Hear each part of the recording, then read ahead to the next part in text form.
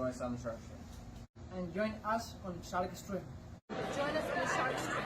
Join me on the Shark Stream. Join us on the Shark Stream tonight.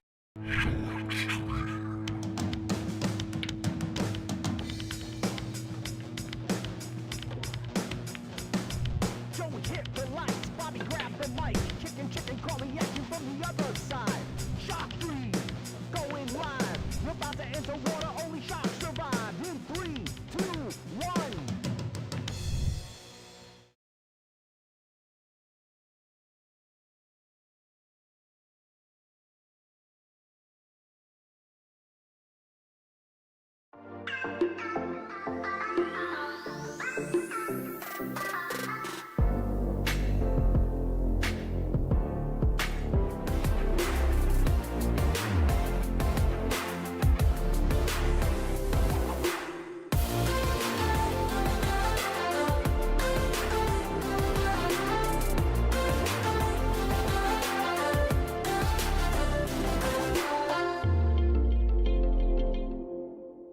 Salotto is the world's premier pool community. All right, everybody, welcome. We are on the Shark Stream Live on this Tuesday afternoon, and we got some fun. We got Earl Strickland in the house doing some practicing, and I asked if I can stream him, and he said, yeah, so lucky us. He's practicing a little bit of straight pool. And I'm going to keep score by racks. I'm not going to count every ball. So, and obviously when he misses, he's probably just going to start over. And this is his first rack. So it's, I'm going to put him at 0 right now. And if he wins this rack, we'll count it at 1. And we'll see how many balls he gets. This is from the break. So it looks like he's not going to have any issue with this rack. He made nice breakup shot to start the rack. He had a couple balls tied up over here, and he did a great job breaking it up. So, and again, he is playing on the 4-inch Brunswick table, and it looks like he's going to leave this ball for the breakup ball. So he's going to play this right ball, play position for the 5, around, then in a reverse and just come right up over here. Okay, so there he goes. He gets 1 rack, 14 balls. He's got the perfect breakup shot. Play the 9 in here and try to break up into there. So welcome, everybody. You're on the Shark Stream Live. We got Bobby Boom Hilton in the booth. And you got the great Earl Strickland playing pool, practicing some straight pool.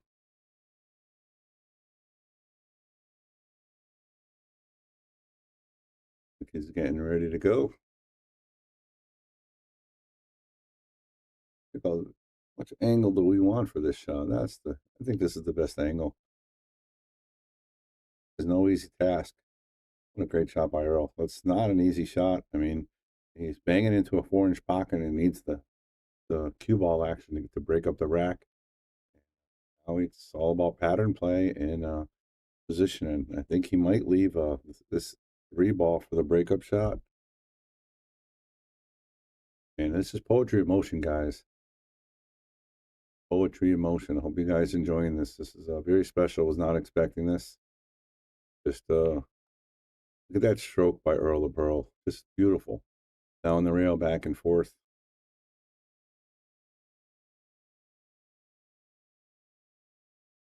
Yeah, it is great to see him play. So he's the legend, man.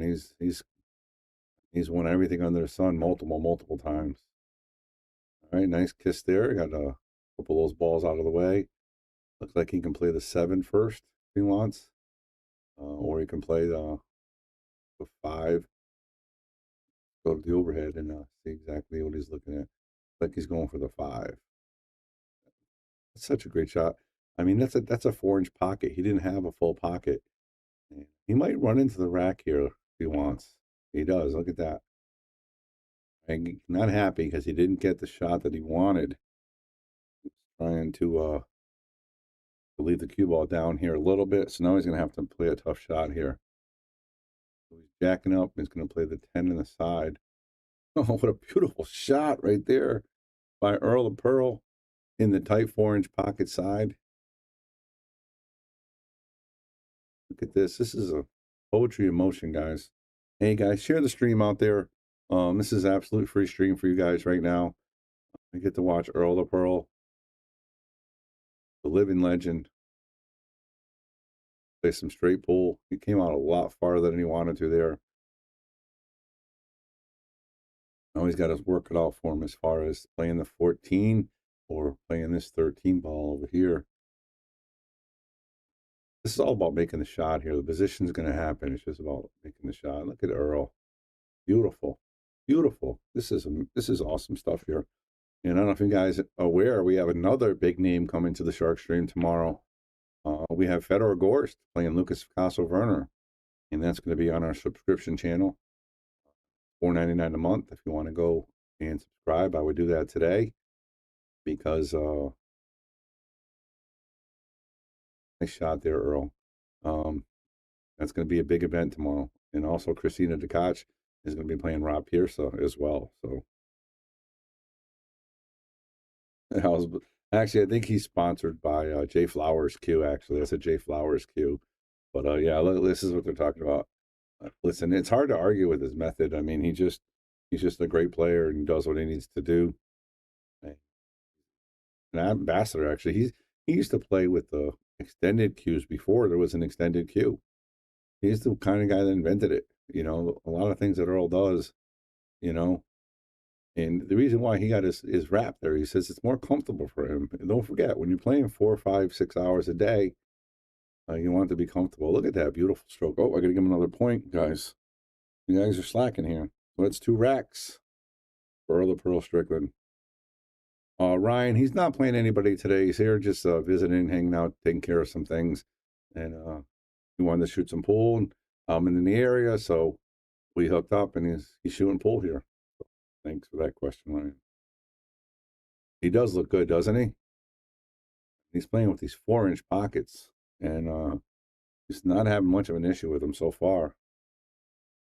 Got a little bit of shot here, though. He's I don't know if he can get that 6 or the 8. Looks like he's going to play the 8.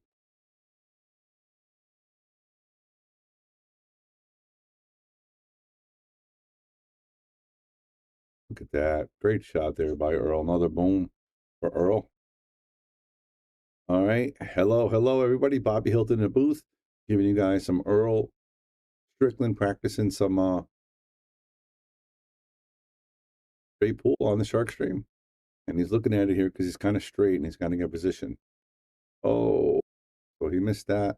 Looks like he miscued there. So he's going to start over. And it looks like he was kind of like a miscue on that shot. So let's start him over at 0.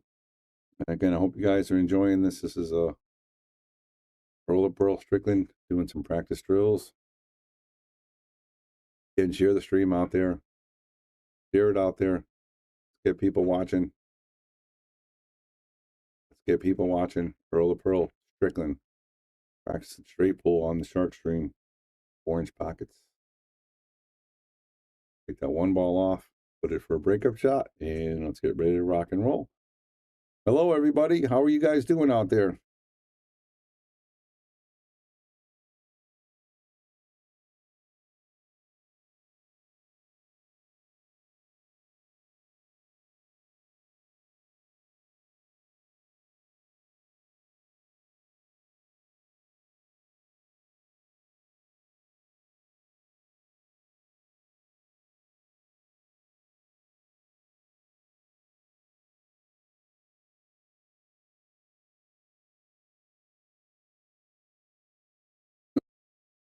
Right, didn't get the break he wanted there. So he's going to re-rack.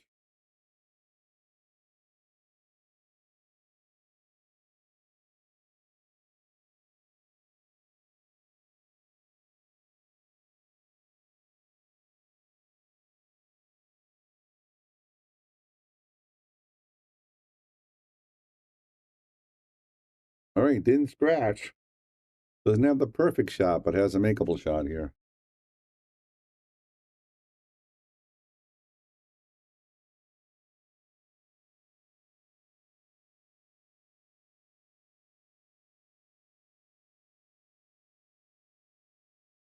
Going to stop that 4.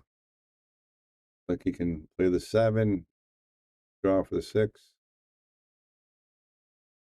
Have to get the 9, 11 out of there at some point. It looks like he might be doing that now.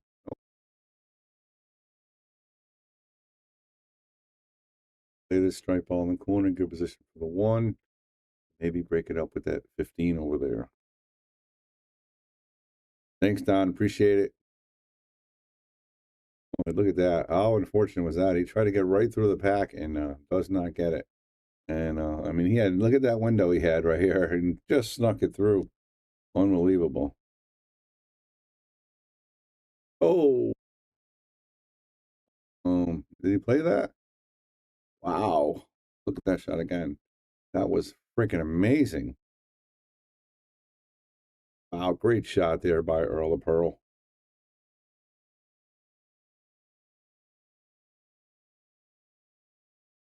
Dang. Looking here, trying to figure out how to get that 3 ball down. The purple ball now, or he can play the 3, or he can play the green 6. I think he's going to go with the red 3. Come back and forth to play on the 6. Unsure what he's going to do here. He's figuring it out. Jason Longo, aren't you working? What is he on the stream? Jason Longo.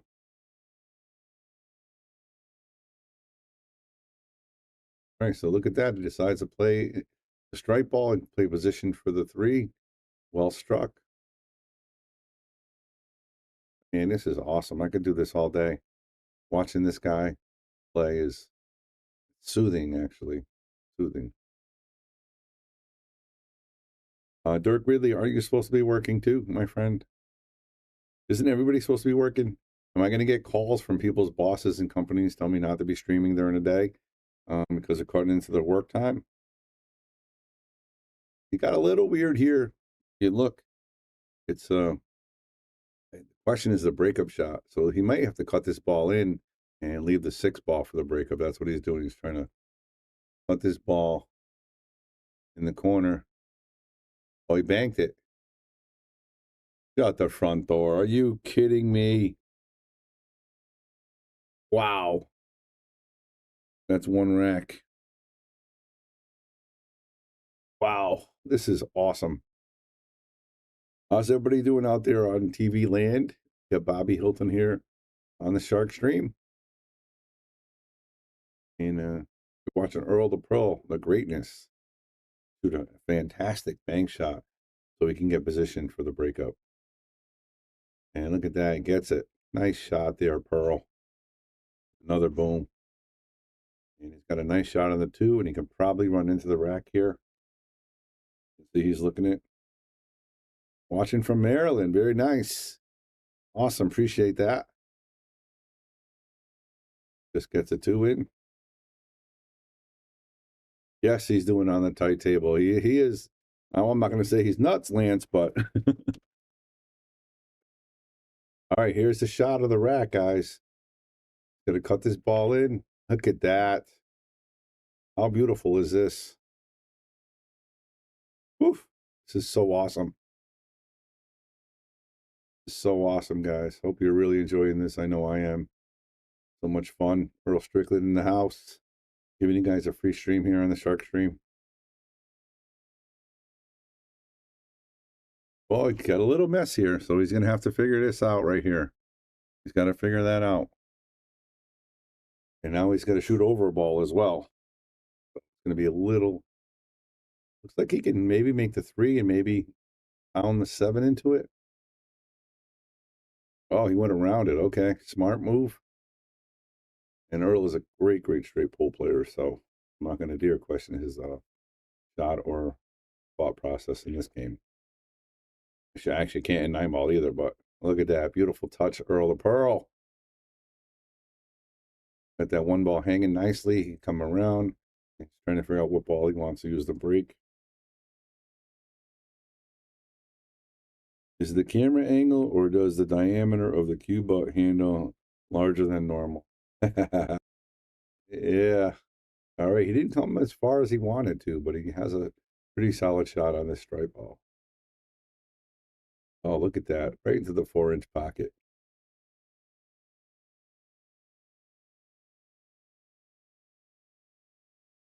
Yeah, Earl, he makeshift his own butt cue. Jake Flowers cue he plays with one of his sponsors. But he does do oh, look at this. Look at this. Yeah, a little close to his work there. Such poetry emotion, guys. If you guys like straight pull, you got to really enjoy this. So it looks like he's going to be playing the 11 ball for the breakup shot this time. Come around. Oh, I went too far. So now he's going to have to use the 14. Trying to come off it.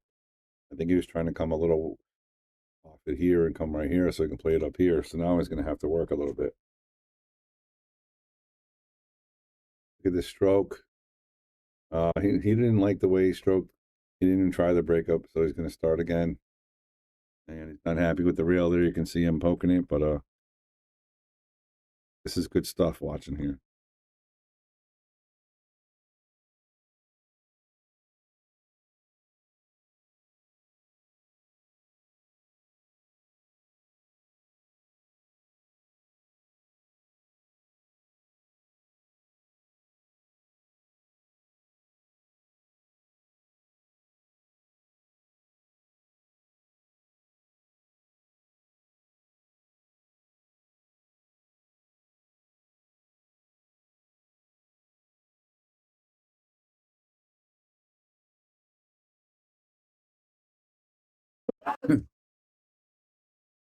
The rails can be a little springy. You know, they can be a little springy. They're new rails. I redo the table every get that no shot on the brake. Gonna have to work here. I do when I do the table over every 6-8 months, I do replace the rails, but the Gold Crown 3s, they can be a little springy sometimes. So start that one over. All right, guys, got almost 100 people watching. This is Bobby Hilton in the booth, and you're watching Earl Strickland run some straight pull racks. A free stream for you guys. I know we got a big match tomorrow versus Lucas Picasso-Werner versus Fedor Gorst, and that's only going to be on pay-per-view subscription channel.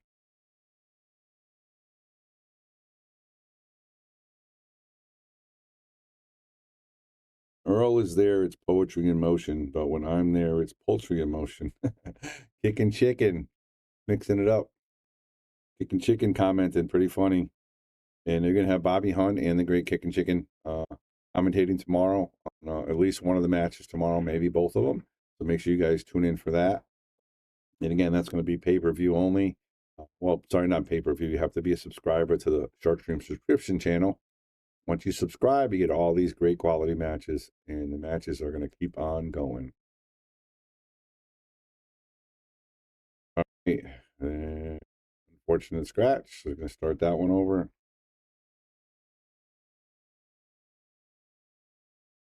I thought I did tell you, Crystal. I'm sorry. I picked them up. I picked him up. He's getting a new car, so I picked him up getting a new car. He lose the 3-ball. There it goes underneath the rack. I'm sorry, Crystal. I thought I told you. But yeah, he's here. He's going to be back. Hello, Patricia. Hello, everybody. How's everybody doing out there on TV land? Got Bobby Boom Hilton in the booth giving you Earl Strickland. And then we got Fedor Gorst tomorrow. Man, it's like we got a professional pool factory here. Of course, we got Lucas Picasso-Werner as well, too. Got a little funny roll. You can still make the 3 or the 9.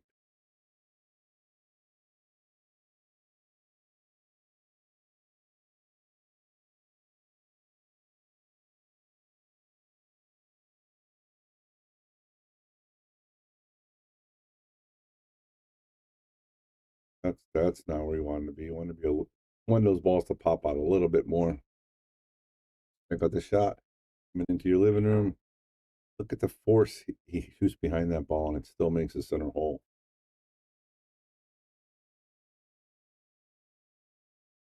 All right, I need a favor from you guys. I need you guys to share the stream. It's a free stream right now for everybody. Let's share. Let's get it out there. Get some numbers up. Watch the great Earl Strickland run some straight pull on the 4-inch pockets. I'm assuming he's going to get a 100-ball run at least at some point.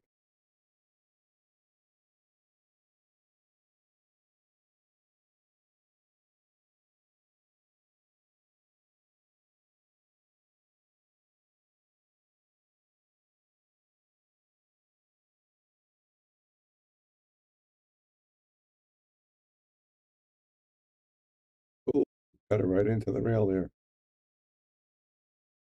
Start that one over. I know he hasn't broken a cue yet. He's actually, I mean, I've never seen him break a cue in a long time. He's been playing very well of late. Came in second place in a tournament uh, in Hanoi. I think it went on Hanoi. I forgot where it was, but it came in second place. Been playing pretty good, and not worried about him breaking any cues here. We just want to watch him practice. Greatest of all time to ever do it, if not the greatest. He's not going to be around all week. He's actually leaving tomorrow or maybe today. I'm not 100% sure how long he's going to be here. But and this is just a surprise. We weren't expecting this today. Just happened to happen. That's one of the cool things about the shark stream. Getting ourselves out there. Sometimes we're able to hook up with these guys now. It's pretty cool, and I think it's only going to get better from here on out. So stay tuned to the shark stream. All right, Patty, shared it out. I see the numbers climbing already. Thank you very much. And you're going to buy me a free drink? That's awesome. How about that? Patty shared it out, and she's going to buy me a free drink. You're the best, Patty.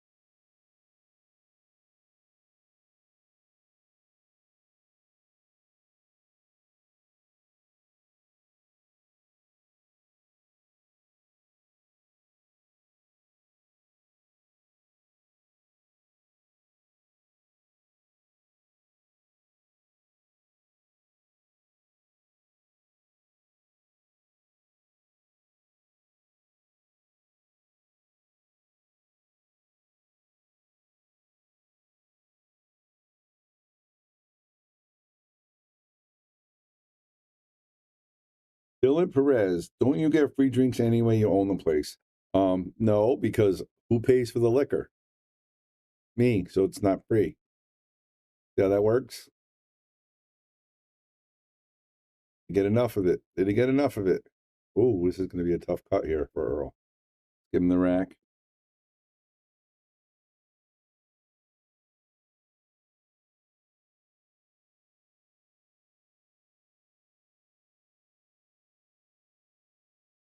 Patty, I try to be professional in here, so.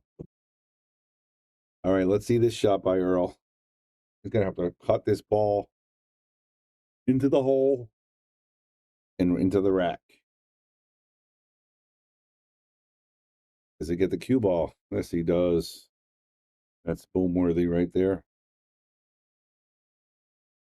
I've never seen Bobby Boom drink in the pool hall. Vegas is different, except usually New Year's. Except not this year. I didn't drink this year, but it's occasionally on New Year's. I'll let myself go. David, Christmas. Thank you for sharing. Appreciate that very much.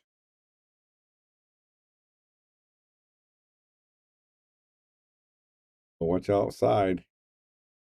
Oh, we got that 4-ball in the way a little bit. Patty says I'm a responsible pool hall owner. Got to be careful there, Patty. Don't start any rumors. All right, Earl Strickland looking smooth here. He's got a little bit of an issue with these balls right here. But how excited is everybody? You just turn on the stream and bang, you got Earl Strickland playing straight pool. Who was expecting that? Who was expecting this? Yes, Crystal gave me some Jello shots. Yes, you did. Thank you. I did drink a little bit. Did drink a little bit. All right. Going to try to break this up right here, right now. Just like that. And notice the touch there. He wanted to make sure this ball didn't roll into this ball. Great touch there. Assume he's going to leave 11 maybe for the breakup shot. See how he decides to play it. He might try to bump into him and maybe move him around a little bit. And it looks like that's what he's trying to do. He's trying to hit the 11 a little bit over. So now he might have to shoot this 2-ball.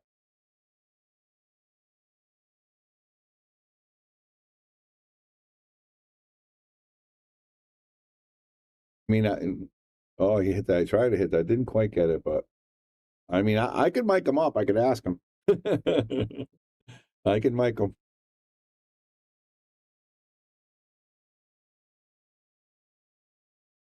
To have a button here to get all the swears out of it. You know what I mean? Ryan Carroll, bang. What is this? What's this bang? No bang, boom. But yeah, I mean, you're on the Shark Stream, you turn it on and bang, Earl Strickland. How about that? All right, he's going to shoot the 9-ball, folks.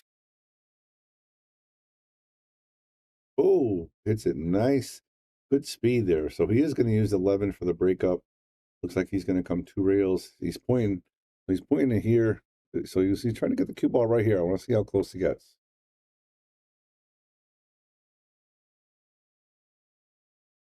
Not far enough, but not terrible.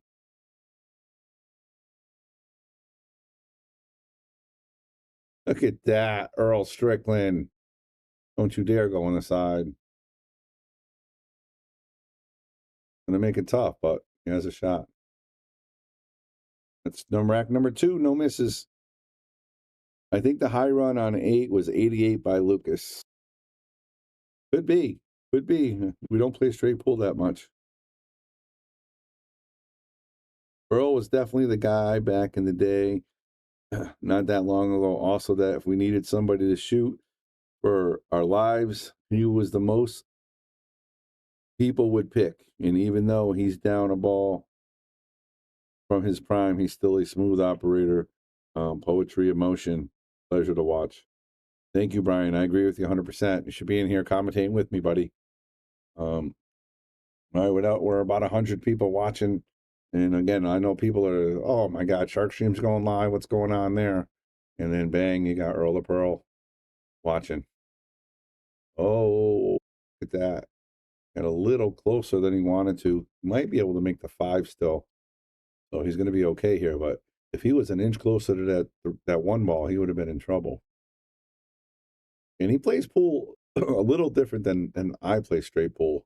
You know, I'll play a little bit of area position when there's 6 or 7 balls yet and not have a complete pattern worked out where he's already got this table mapped out in his head and he's trying to execute it to a T. And if he gets off on it, he'll rearrange it. But I mean, he's trying to work it perfect. And if he gets off by 2-3 inches, he's a little upset at himself.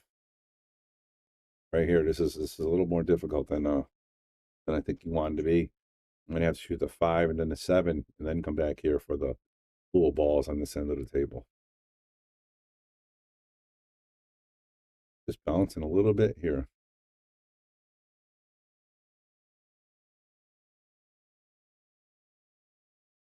This is the problem right here. He's going to play a combo. He's got those 3 balls that have the issue. Look at that shot. And he's not happy. The reason why he's not happy is because the 8 curled up to the 9, but he's happy with the shot. But he still could just, I think he can punch this and bring the cue ball over to this mess and break it up. That's exactly what he does. Earl of Pearl Strickland. Playing amazing. And we're at 100 people, guys. Thank you. Continue to share. Bobby Hilton in the booth, giving you guys live Earl of Pearl. Great pool practice. And we got Bet our Gorse tomorrow. Got to become a subscriber, though. $4.99 a month. But if you like pool, I promise you, you won't be disappointed. And I think we actually hit 200 subscribers. So If you get your name in there now, you'll probably qualify for the drawing. Giving away a free $500 cube. Doing a raffle at the end of the month. Trying to get to that 7 ball.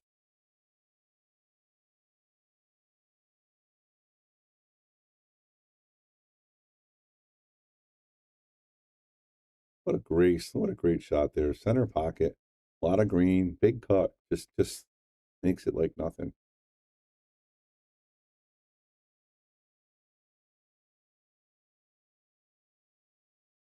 Again, bounced a little too much there. On the wrong side. He wanted to be on this side so he can slide over. And again, he had to go back and forth. 2 balls not.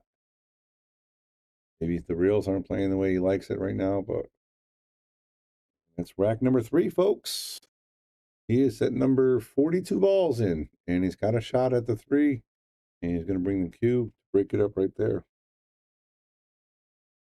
Crystal says, I'm a subscriber. I'm a subscriber. Well worth it.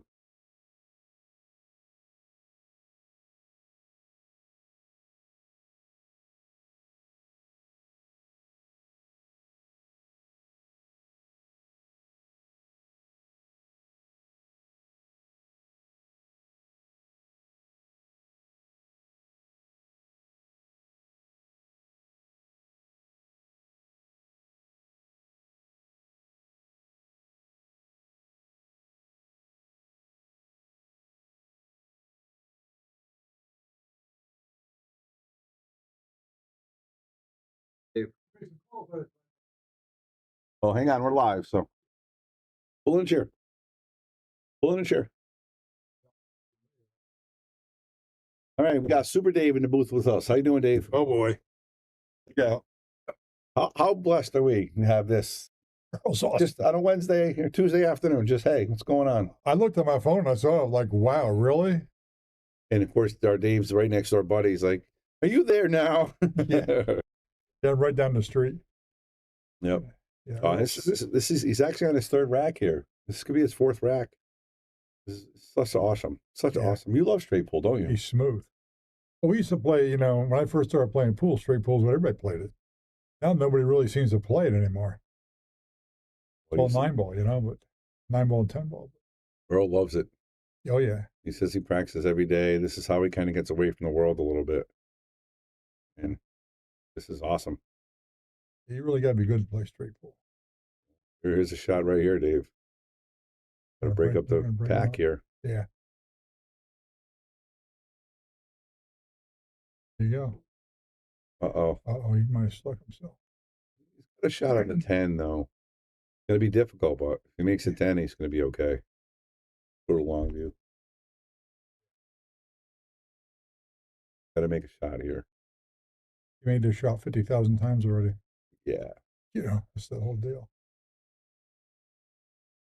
He's making these 4-inch pockets look like buckets. Just literally. Oh, yeah. Awesome. Awesome to see. And we got Fedor tomorrow. You excited? I'm excited about this. This is going to be great. Yeah, and then if you're like a once-in-a-lifetime deal. Yeah, if you guys are in Wallingford, I think we have like 4 VIPs left. If you're in the Wallingford area, it's $200. You're going to get a picture, an autograph with Christina DeKoch and Fedor Gorst, of course, with Lucas as well. And my nephew Rob will be playing as well. But, I mean, it's a great deal if you're in the area. If not, you got to subscribe. Make sure you subscribe to the channel. If anybody has the crystal, maybe you can copy the link for me and put the subscription link in there for me. I'd appreciate it. All right. Let's see how he plays this one. He's going to slide this up. Yep. So it looks like he's going to go Got to break with the 11, 12, 6. He's going to use the 6 to break it up. Yeah, he must. I don't know. Yeah, maybe. Yes, kind of has to. It's got it close to a rail. I don't really love that, but there you go. Now. He knows better than I do. That's a great shot. Yeah. Now he should have a nice angle on that 12. Get into the rack. Oh. Yeah, he got it. He's got an angle. It's not going to be an easy shot, though. No. And that's what he made was difficult, too. They made it look easy. Yeah, he did. He did. That's rack number 4. So let's 56 in a row. 56. 56 balls in a row and counting. It's a 4-inch pocket table, everybody, too. So, It's a really tough table. yeah, really is. There it is. There's the subscription link. Thank you, Crystal. If anybody wants to subscribe for tomorrow's match, click on that, $4.99. And if you're in the Wallingford area, again, it's a free admission. But if you want a VIP, picture, autograph, and really see, you know how close the seats are, right, Dave? Huh? What a great shot. You know how close the VIP seats are, Oh, they're beautiful. right? They're like right there. You kidding? You could throw things at them. They're both good guys, though. You got Fedor and Lucas. Who do you throw? Who are you going to throw it at? Well, I'll tell you one thing. It's going to be something to say. Yeah, it really is. Yeah, I'd see in Fedor Gorsh, are like, are you kidding? Yeah, and I don't know if you ever. I don't even know if he ever drove through Connecticut. Oh, no. Oh no! Did he get it? Oh, Earl the Pearl. That table rolls, man. That's a great shot. Great shot.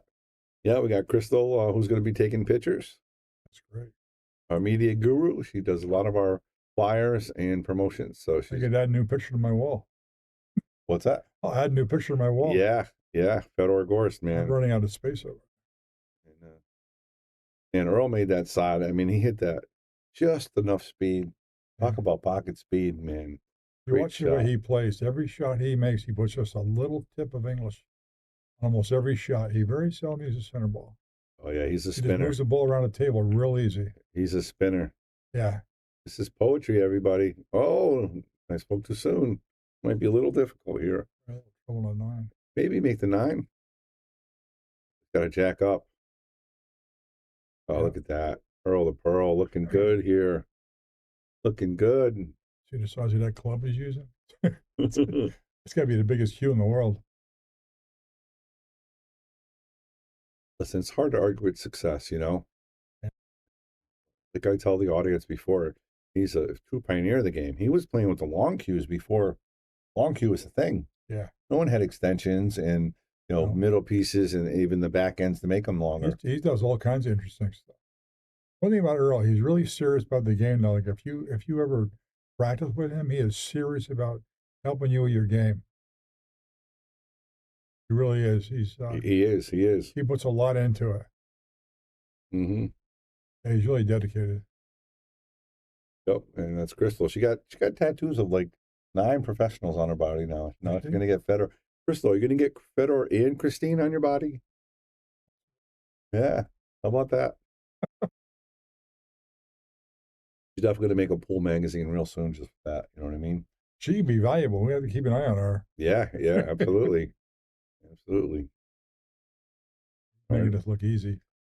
Yeah, this is possibly rack number 5 here. Yeah, I break think. to 5, yeah. Is he gonna use the 7 to break out the rack? Or is it the 7, the orange one? All the colors Oh, are he different. didn't get it. He didn't quite get it enough. Oh, gotta get him mic'd up here. Yeah.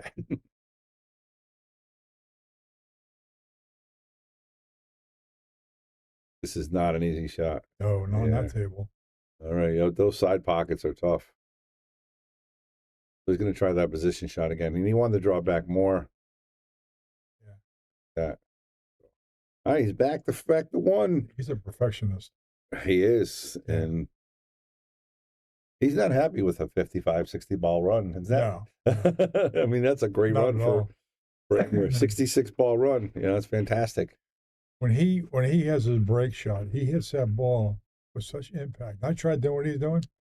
Can't make the ball. You can't. No, he's got a way to hit that rack. It's unbelievable. Yeah. He really scatters the ball. It's really something.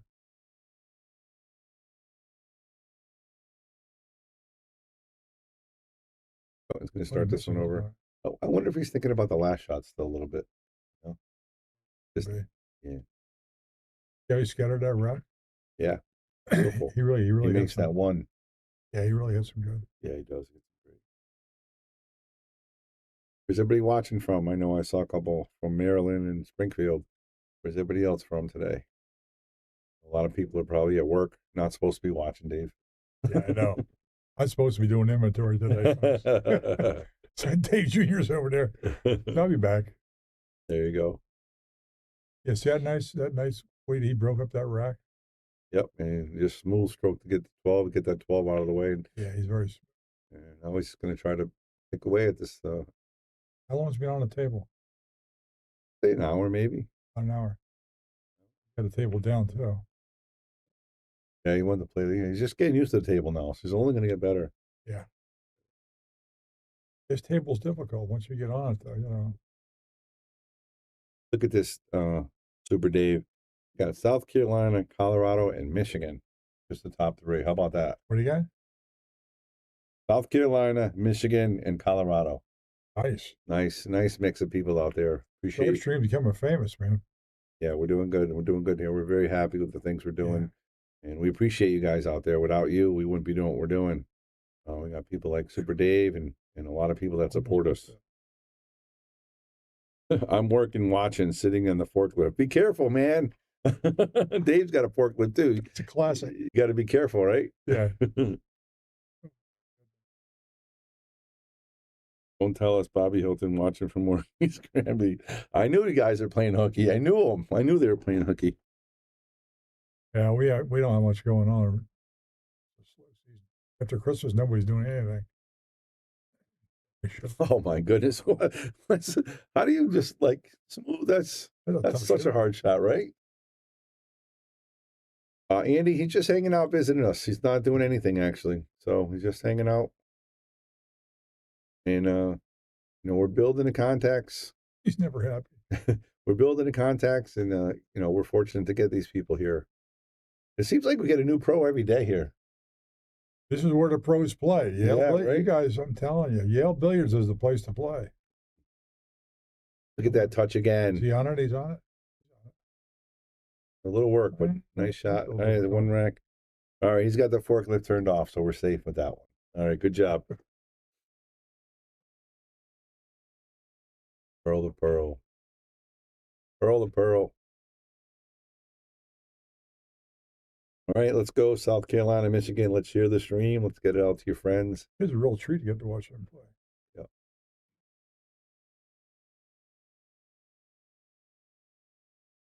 Down goes Frazier. Nice shot. Beautiful. Look at the spread. Yeah. I wonder how much that cube weighs. Somebody said 30 ounces. I don't know. I have to ask them. I bet it is. I think it's gigantic. 30 ounces. He's fantastic with it. This is table 8, Andy, believe it or not. He's playing like it's the bar table. Yeah. It's making it look easy. And I dare any one of you guys, come to Yale Billiards and try to match his high run. Oh, just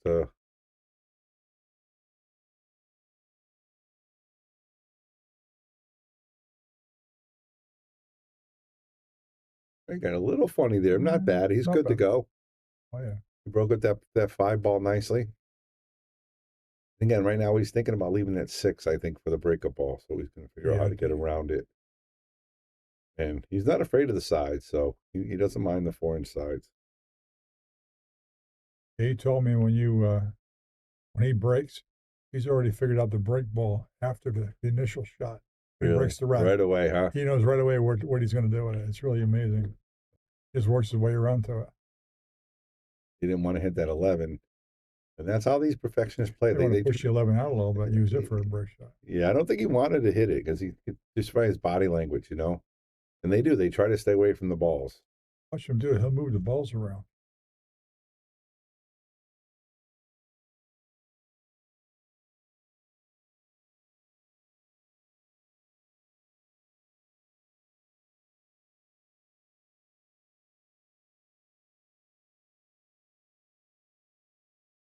Right, and he's going to go 11, 13, 6, guys.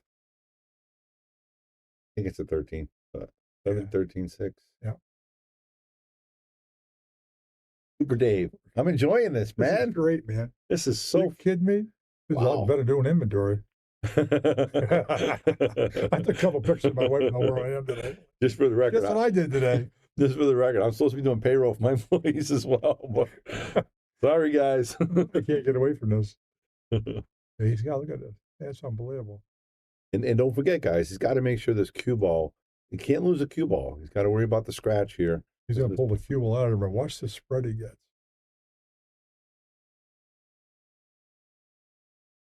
Look at that. Yeah. Came out a little farther than he wanted to, so he's going to leave himself a long shot. But have to work here. Yeah. It's been a real treat. Yep. Middle of the day treat. It really is. Yeah.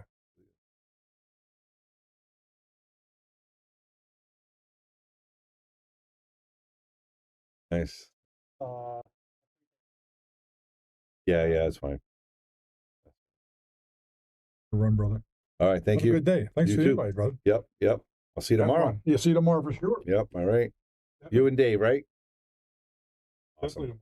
I'll see you tomorrow. James, this is a Yale Billiards in Wallingford, Connecticut. Welcome, Coldwater, Michigan. And I don't know if you're familiar with the Shark Stream, but we have a lot of great amateur matches that we play for free on the Shark Stream. We have a list that we play, and we always have people from all over the country play. But we also have a lot of pros. We have our very own pro, Lucas Castle-Werner, and he's going to be playing Fedor Gorst tomorrow on the stream, but you have to subscribe for that one, $4.99 a month. And you're going to see Earl. Sometimes you see Earl. We actually saw Earl play Lucas last month, and this month it's Fedor versus Lucas. So thank you for tuning in. And again, you can enjoy the free streams if you want. And if you want to subscribe, you can enjoy both. And again, for $4.99, you're supporting the stream. You're supporting pool. You know, I know a lot of people over the years, you know, they want to support the sport and everything like that. And you can support by any way you want. You can support your own pool hall. You can make sure you buy a drink when you go there. Make sure you're paying table time. Don't try to, you know, take advantage of the pool hall owner. You know, especially those pool owners that give back. You know, like Pete at Rax is Rax Billiards in Vernon, Connecticut. He does a great job promoting as well. He does a lot of big things, and he gives money back to the players. So make sure when you're there, you support him and you know, playing his tournaments and stuff. And any stream, if you can make a donation or if you want to do whatever you want to do, you know, support the sport. You know, subscribe to a stream, you know, especially ones giving back.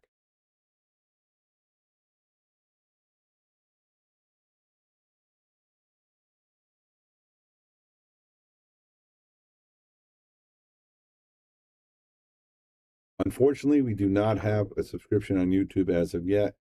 It's only Facebook. We're working on it.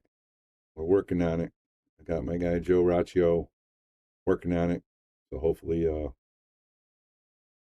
next couple of weeks we'll have that, but right now we do not.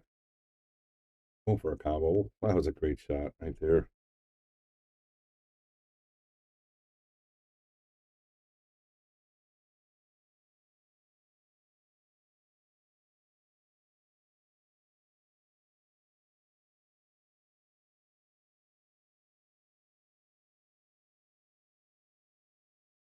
He went a little far in that. He wanted a little more angle on it too.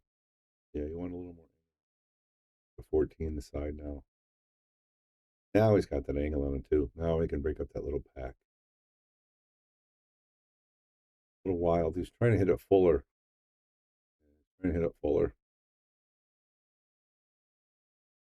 Tough shot here for Earl. Look at that. So smooth. Great shot by Earl.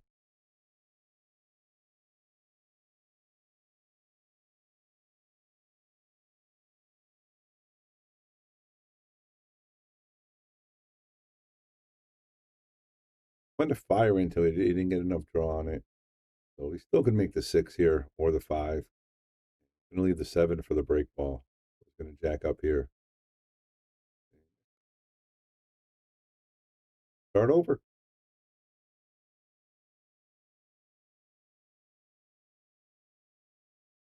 All right, guys, here's a little secret. Get the word out today. The Shark Stream has a brand new sponsor. And here's our sponsor right here.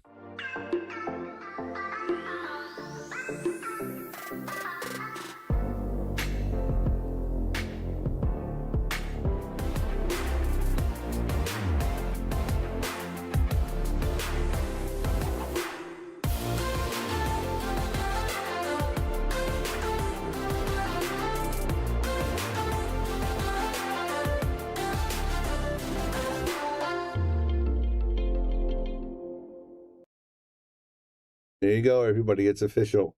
We are partnered up with McDermott, one of the oldest cue manufacturers in the world, the first cue manufacturer to go lifetime warranty.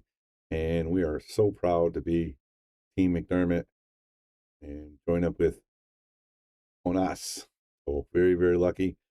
We are a team now. Welcome, McDermott, in the Shark Stream. And what that means for you guys, it means, one, we're going to have a lot of giveaways for McDermott stuff.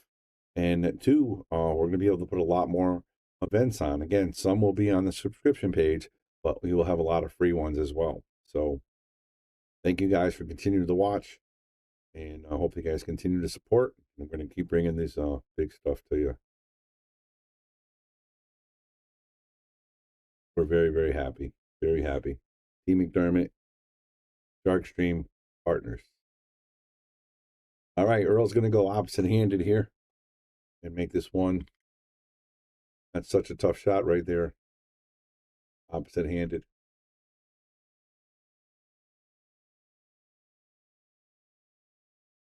Peak tire, and I want to take a break for a minute. But we're going to leave it on here for a few more minutes. Just got my cue back. They reconditioned it. Great job. All right, James. That's the stuff we like to hear. Team McDermott, baby. Team McDermott. They're very, very supportive of the sport. They're signing a lot of young stars to the game. And we're very, very happy to be part of Team McDermott.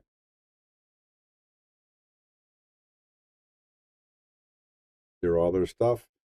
And Yale Billiards in Wallingford, Connecticut, we are going to have a lot of their product as well. So if you're interested in McDermott Q, if you're in the Wallingford area, come on down and check it out. Bristol plays with the McDermott. Team McDermott. I am getting McDermott as well. And if you guys got any McDermott out there, please let me know what you play with, because I have to pick one out.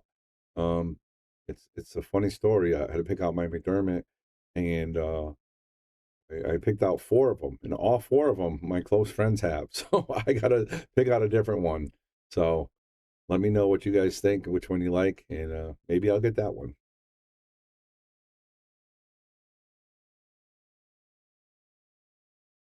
Right? Trying to get Lucas up. No, he's not playing anybody today. It just worked out. He's in the area, and he said he wanted to hit some balls. So I said I'm gonna let him practice. I'm actually going to leave the stream on. I got to take a break for a minute, and you guys can enjoy the stream. And again, spread the word, guys. Team McDermott has joined the Shark Stream, and we're excited.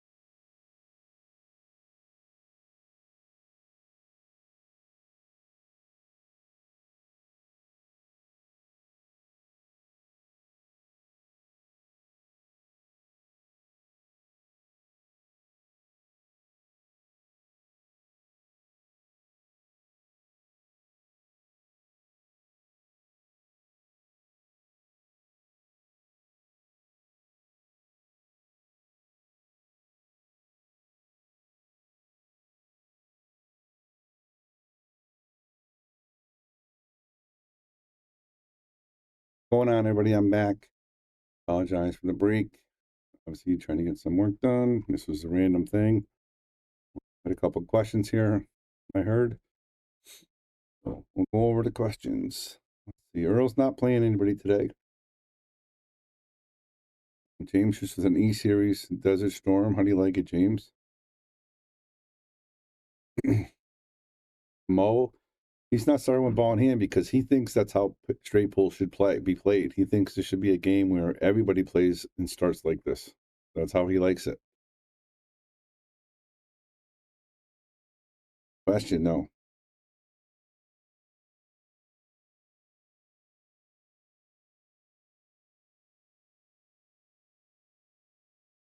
Practicing the shootout in the kitchen, sometimes you have to leave the cue ball on the rack and take the ball in hand behind the line. That's correct.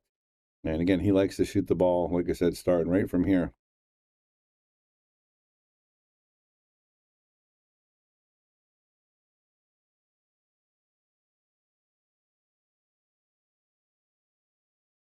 I'm sure it is. He said it's the heaviest cue out there and he can't play. He likes playing with a heavy cue. I asked if he wanted me to weigh it. He said no. But we don't know. It's about 30 ounces. Most should be lucky to shoot as good as he does. You are watching one of the best all time in his game. 100% James. He's absolutely incredible to watch. Amazing, amazing player. Best all time, if not the best all time.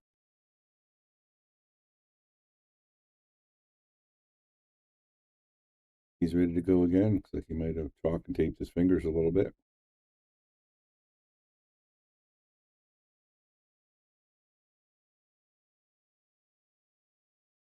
All right, guys, got 120, 130 people watching on the Shark stream. You got Earl Strickland practicing. You are watching a free stream here on the Shark stream.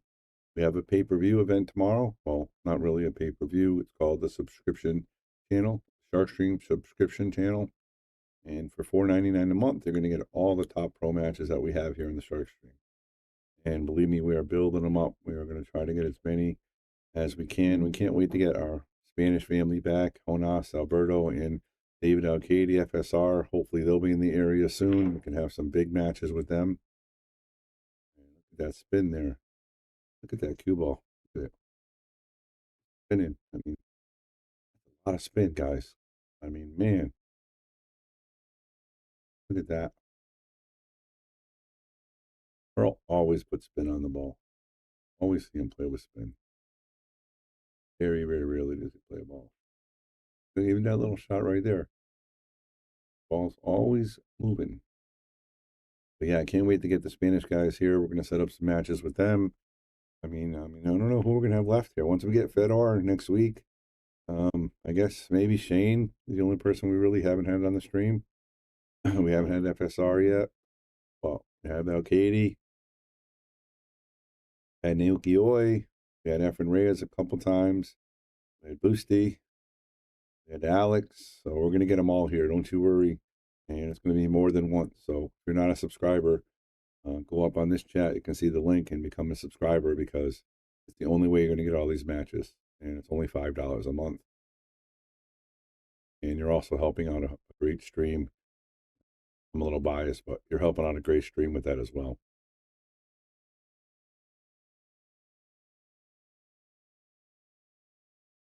That spin. Pulls it down nicely. Almost straight in.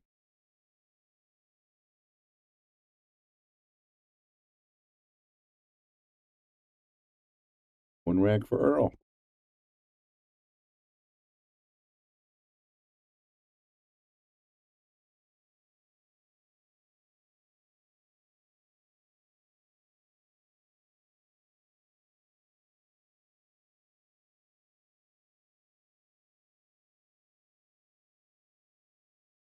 And I don't know if you guys have heard, but the Shark Stream has a new main sponsor.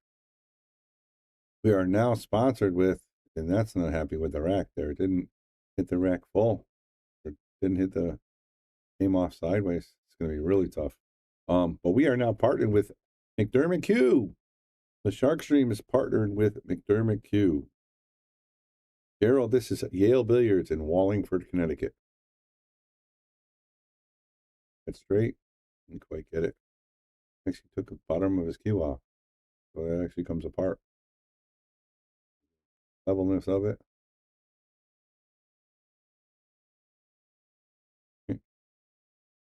This is in Wallingford, Connecticut. This is the Shark Stream. And unfortunately, the YouTube, it does not have the pay-per-views. So if you want to become a subscriber, you have to go to Facebook, the Shark Stream subscription page. And for $4.99 a month, you can get access to all the top pro matches that we have here. We're working on getting on YouTube, just haven't done it yet. So hard.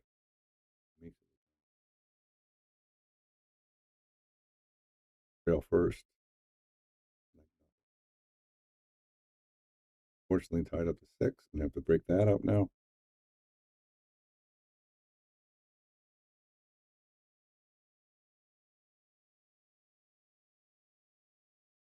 Wow, look at that.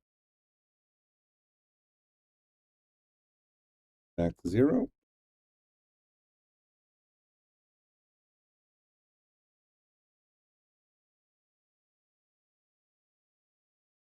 So the Shark Stream is now having some sponsors: McDermott Q, Simonis Cloth and Aramith Balls, Andy Gow. Those are the main sponsors, and then you have a bunch of local sponsors, Sigma Wear, and the rest of the group. Look at that, power breaking and wide open rack. Now you're going to see some fluidity running this rack. Nothing hard, and he still powers balls in. He never babies them.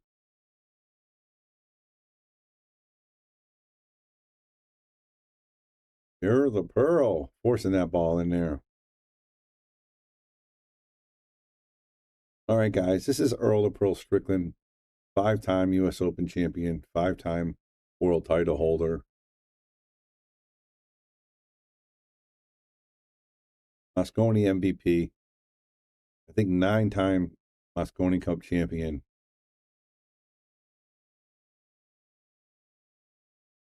I don't know if Crystal Lynn is in the commentary, and she posted a link probably like 20 or 30 messages ago. You can go there to click on it.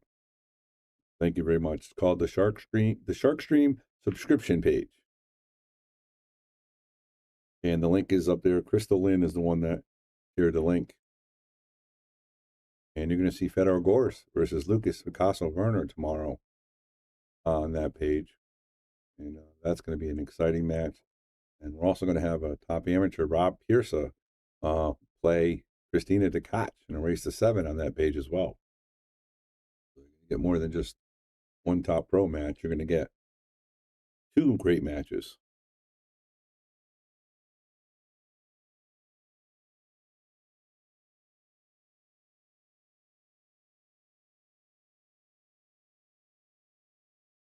Right now, Earl versus Efren. Who wins?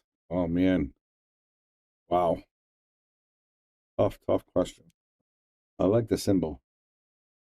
Earl is not going to Derby, that I know of. He didn't mention it to me, and 100% talked to him about it. But as far as I know, I don't think he's going.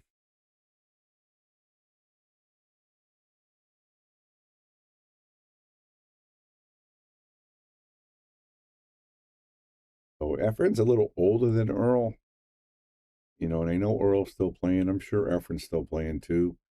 Man, I don't know. I'd like to get that match set up here, though. I know a lot of people would watch that. Look at this. How unfortunate is that? Oh, I thought he was going to scratch. Got a nice break up there, and does have a shot. So, but I would like to have Efren versus. Look at that cue ball still spinning. Look at it, still going. I don't know how he puts that much spin on the ball, and he makes it unbelievable. Unbelievable. You get it, I'll fly out. Where are you flying in from? Texas? I see your Dallas Cowboys star, Justin. There's a possibility. It has been talked in the past. Believe me, if they're both close to the area, they both know where to call me, and I'll call them if I know they're in the area. Oklahoma City, very nice. Keep an eye out. You never know. Definitely could happen.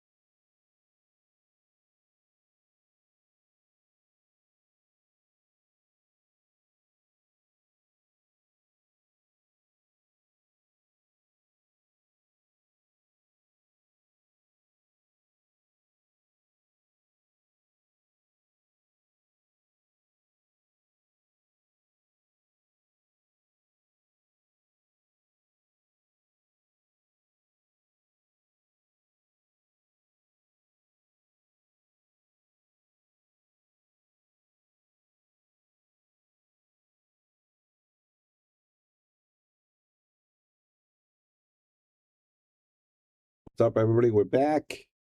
Nick Marino, boom. Yeah, listening to Earl and his stories, and I can sit there and I listen to him all the time. It's just amazing, some of the things he talks about and the history of the game, and just, he just knows. There's just so much knowledge in his head about this game. It's unbelievable. If you just pass any of that down to these young players, just make their game improve so much. As Earl just walks around the table, makes a nice easy run. That's going to be a run of 14. Got a nice break up on the deuce. While we're watching, if you guys can share the stream out to everybody, I would appreciate it. Let everybody know Earl Strickland's practicing at Yale Billiards right now on the Shark Stream, and you can watch it for free. Want to watch the Fedor Lucas match? If you're in the Wallingford area, for $200, you get a VIP seat. You also get an autograph with Christina DeKach and Fedor Gorst, and you also get a picture taken with them, which I think is a really, really good deal. Like I said, I don't know if they ever drove through Connecticut, never mind stopped in here. So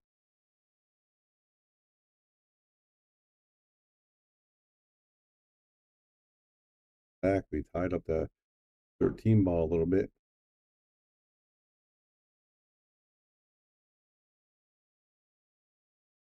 All right, New Jersey pool player, appreciate the like and the share. Thank you for that.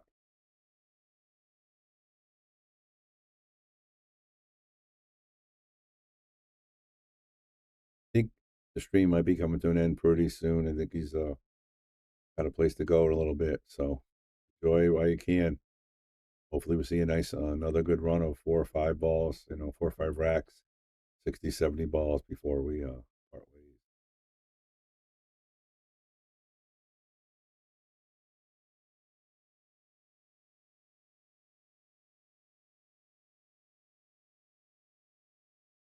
Anybody watching out there too? Let me know what you think. You think LFB has a chance against Fedor tomorrow? I think he the race to 20 alternate break, matchroom rules, jump cues, 3 foul rule, push out. Let me know what you think. LFB or Fedor Gorst. What do you think the score is going to be? I think obviously rooting for Lucas in my heart, but I think he loses 20 to 16. He plays this table really well. Alternate break. Fedor is not going to be able to run away with it too much. And Lucas plays as good as he did against Earl. He's going to have a chance. But 16-14 is what I'm thinking. Sorry, 20 to 16.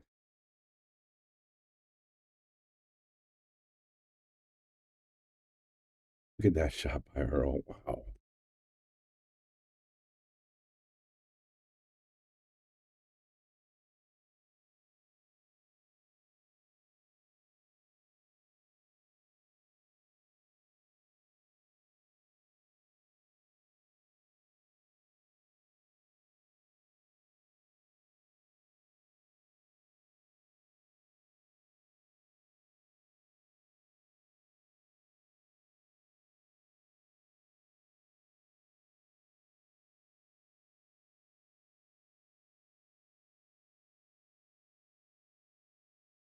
Right, Earl looking to use this 12 ball for the breakup. Got to come a little bit towards him. So that's 2 racks.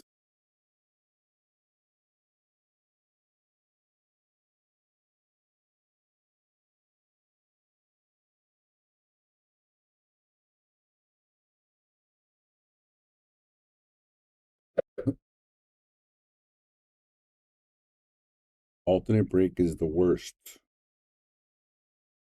don't know what that means, Gerald. Oh, look at that. He needs this ball to stop. Look at that cue ball spin. Look at the spin he puts on the ball. They're just humming around. But the balls kind of stayed together. Got a stretch here. Nice shot by Earl the Pearl.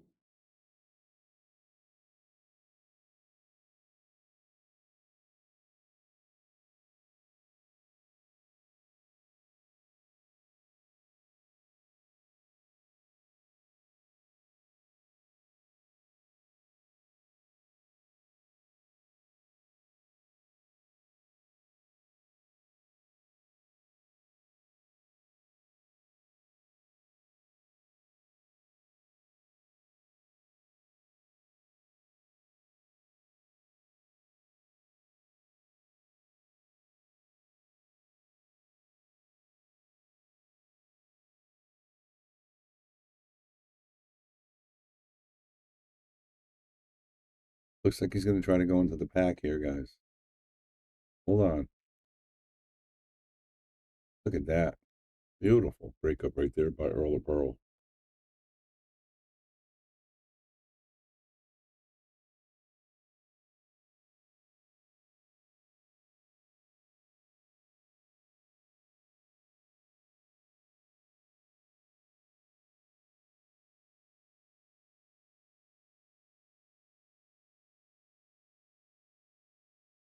Nine ball corner pocket. Oh!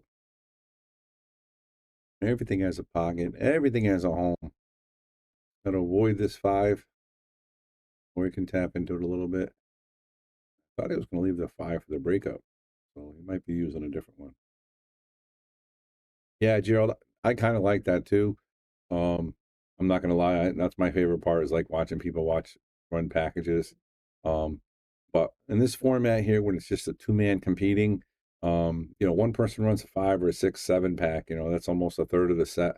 It's not over. This alternate break here is going to give everybody at least a chance to shoot a little bit.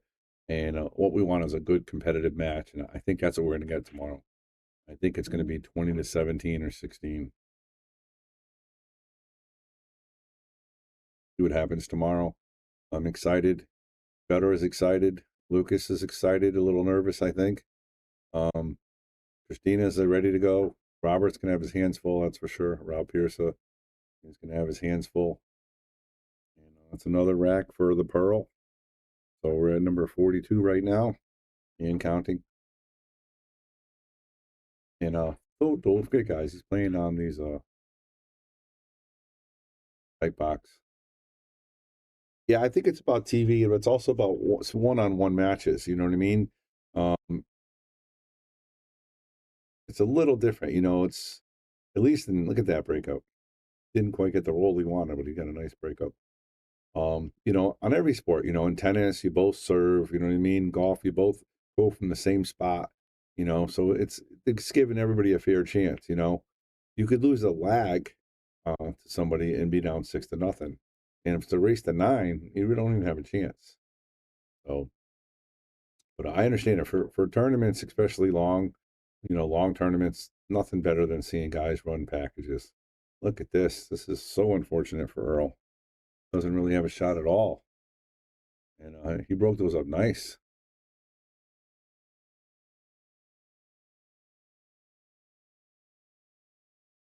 Oh, what a great shot by Earl.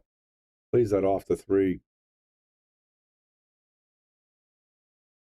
I think you can mix sports a little bit. I think the pool game has not evolved yet to what it possibly could be. I mean, if you change a couple things here and there, I don't know, have all the answers, obviously, but you can change a couple things. You want to make it more interesting for people to watch.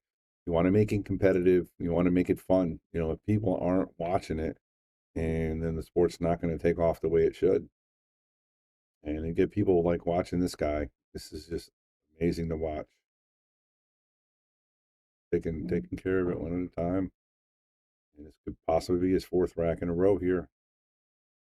Got a high run of 66 so far.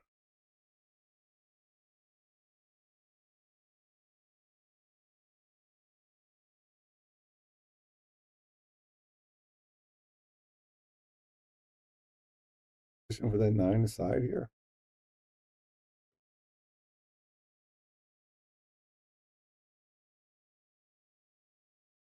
Nice shot, Earl the Pearl.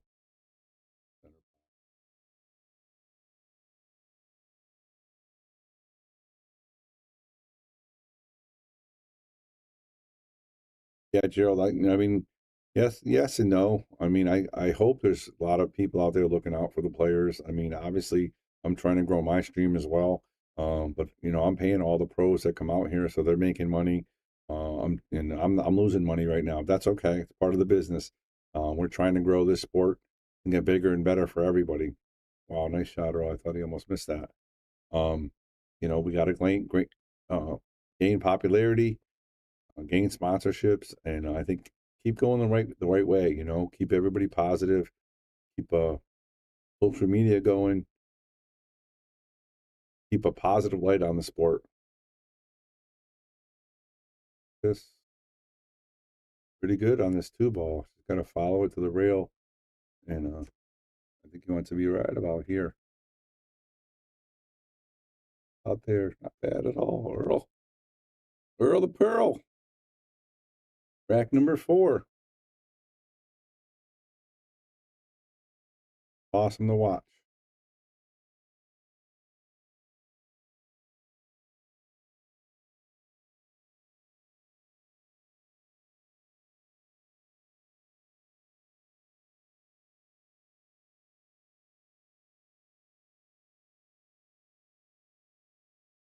Look at this. Does he have a shot? He makes a great break up there. I don't think he has a clean shot here. He might have to play this 8 in the side, which is really, really tough. Man, this is a tough game. If he makes his first shot, he's probably gonna run the rack. Oh my goodness. Wow. Look at the replay on that. Look at the shot by Earl the Pearl. Spins it right around that two ball, fires it in. That was incredible. Incredible. Oh, he's going for the run out. A little tricky again. He's not out of the woods yet here. See the frustration a little bit.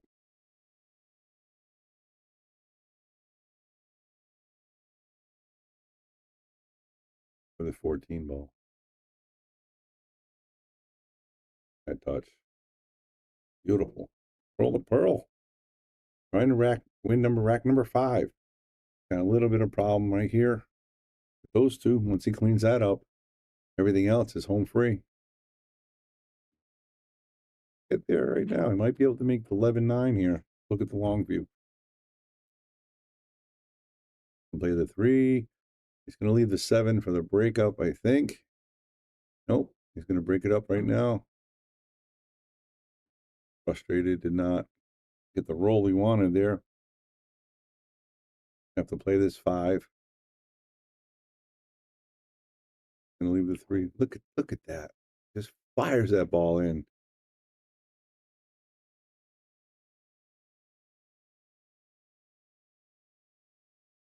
Play the 11 or the 8 ball? That's the billion-dollar question. Play the 5 ball. Looks like he's going to go 5. 5. Play the 9 or the 1. Looks like he's going to be leaving the 3 for the breakup shot.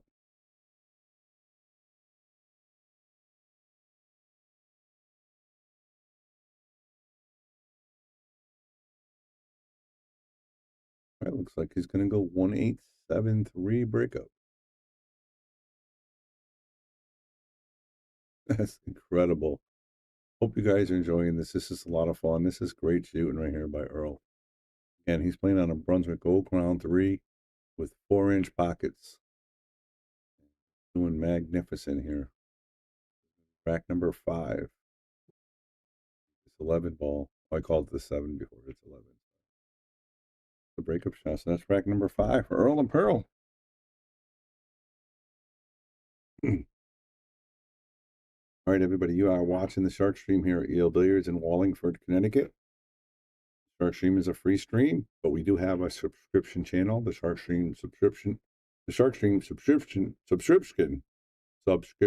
channel, $4.99 a month, and you get a lot of professionals on that channel. Support the stream. Oh, look at that. He ran right into the rack twice, and he's got a good opportunity here. He's got to weasel these balls out, which I don't see that being a problem.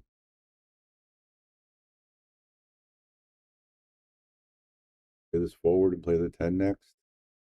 Slide it back. That's the right.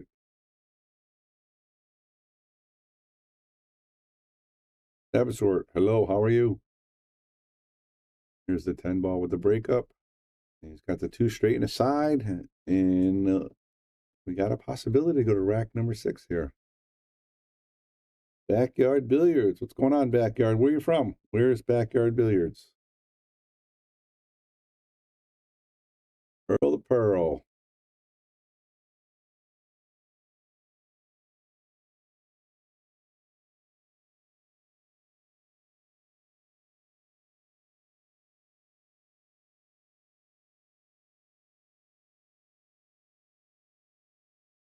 Poetry. This is absolute poetry, everybody.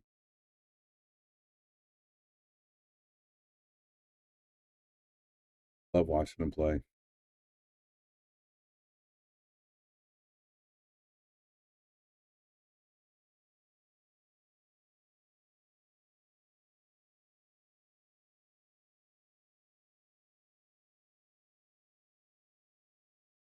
How's everybody doing out there on this Tuesday afternoon? Hope everybody's having a good day. Yeah, Bobby Hilton in the booth, giving you the great Earl and Earl Strickland. Running racks and straight pull. Running racks. He is on rack number 6 right now.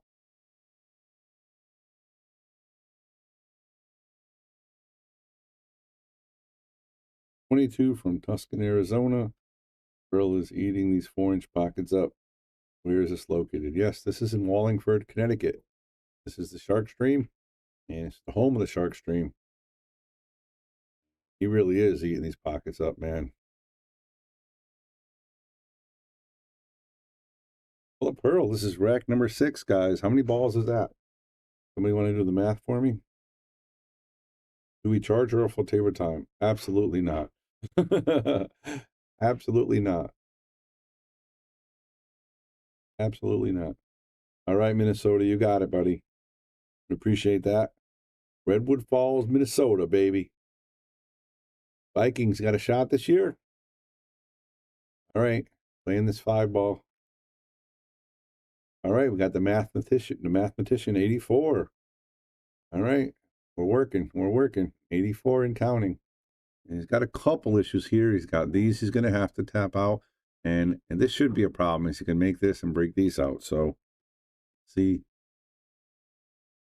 can he get to 100? That's the $1 million question. Can he get to 100? There he goes. He takes care of it. Will he have a shot? He does. Right, he's got the trees lined up, but he's got a funny weird angle on it. He's got to try to get position. So, are you kidding me? Look at the stroke he did on that, guys. Watch the stroke he did on this ball. Looked like he was gonna like miss it, and he spins it right in, draws it back. That was absolutely amazing. Got a tough shot here, though. He does escape it. He's just running around now. This is Earl of, I want to say, 89. He's just running around, making balls. Not a care in the world. Look at him go. This is where he feels most comfortable, I think, on the pool table, running balls. Vikings have no shot, unfortunately. Said a sad Viking fan.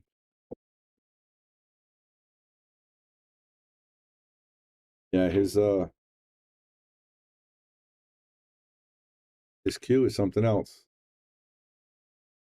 This. Oh, look at this. He's going to have to do something here.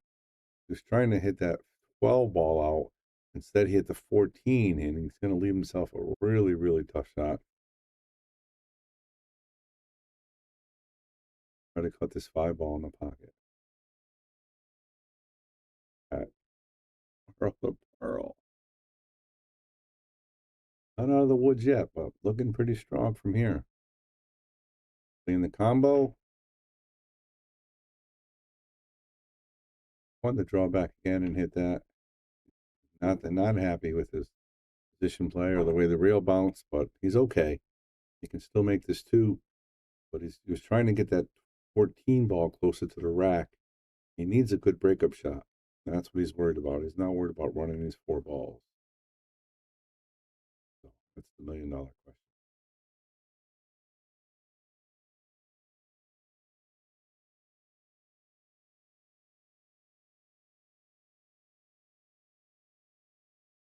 We have 1,000 people watching this. This is amazing. This is a free stream on the Shark Stream, straight pool.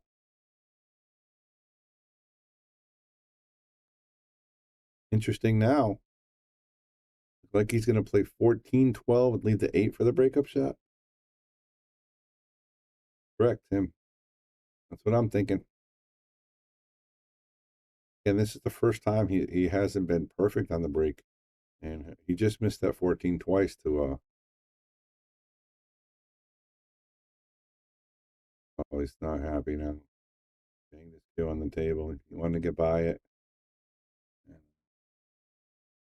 That's rack number 7. He's not even gonna play. Come on, Earl. Make this shot. You can bank this, break it up. How many balls we had, everybody? 7 racks. 7 times 14. 7 times 10 is 70. 4 times 8 is 28. We are at 98 balls. Oh, look at this. Come on, Earl. Come on, Earl.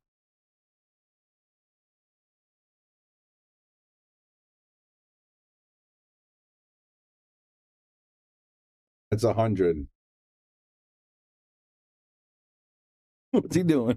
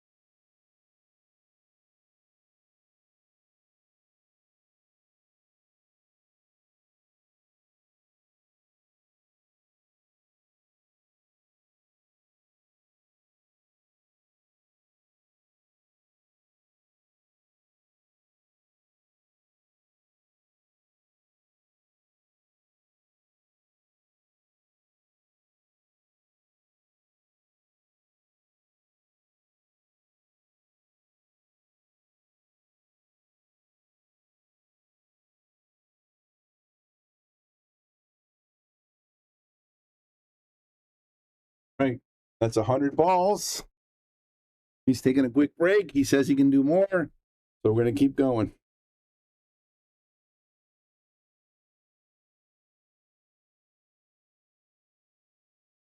All right, we're at rack number 7. We are at 100. We are at 100 right now. No, he's still going. You look at the overhead. And just so you know, this is the record for this table. We've only had 88 balls run straight pull up to this point.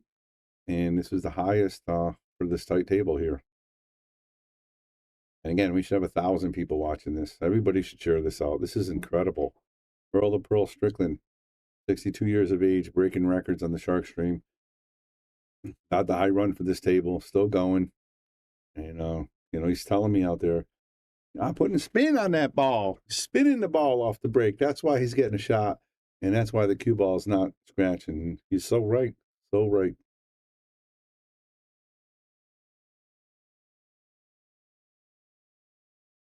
The reason, we asked him those questions. He said the reason is it's comfort, it's like a tennis racket. He says it feels comfortable for him and he needs it heavy to play with now. He just likes it. And I wouldn't be surprised if, 5, 10, 20 years down the road, they start making cues like that. Because back in the day, he used to make longer cues and everybody used to not make fun of him, but, now everybody plays with the long cue. Who knows? Maybe people might start playing with the heavy cue. Earl is an innovator for sure. And, he likes his cue, and you can see the wrap. I can't get a close up, but you can see the wrap. Show you real quick, everybody. You can see the wear right there. That's where he holds it. You know what I mean? That's how much of the wrap he wore out. And he just plays and plays and plays, and he wants to be comfortable and he wants to feel right. And if you guys are pool players out there, feeling right is half the battle. If you feel right and feel loose, you play good. So that's what he's trying to do out there. He's trying to feel right and 100% every time. Quick word from our sponsor guy, our new sponsor. We are sponsored by McDermott Cues, everybody.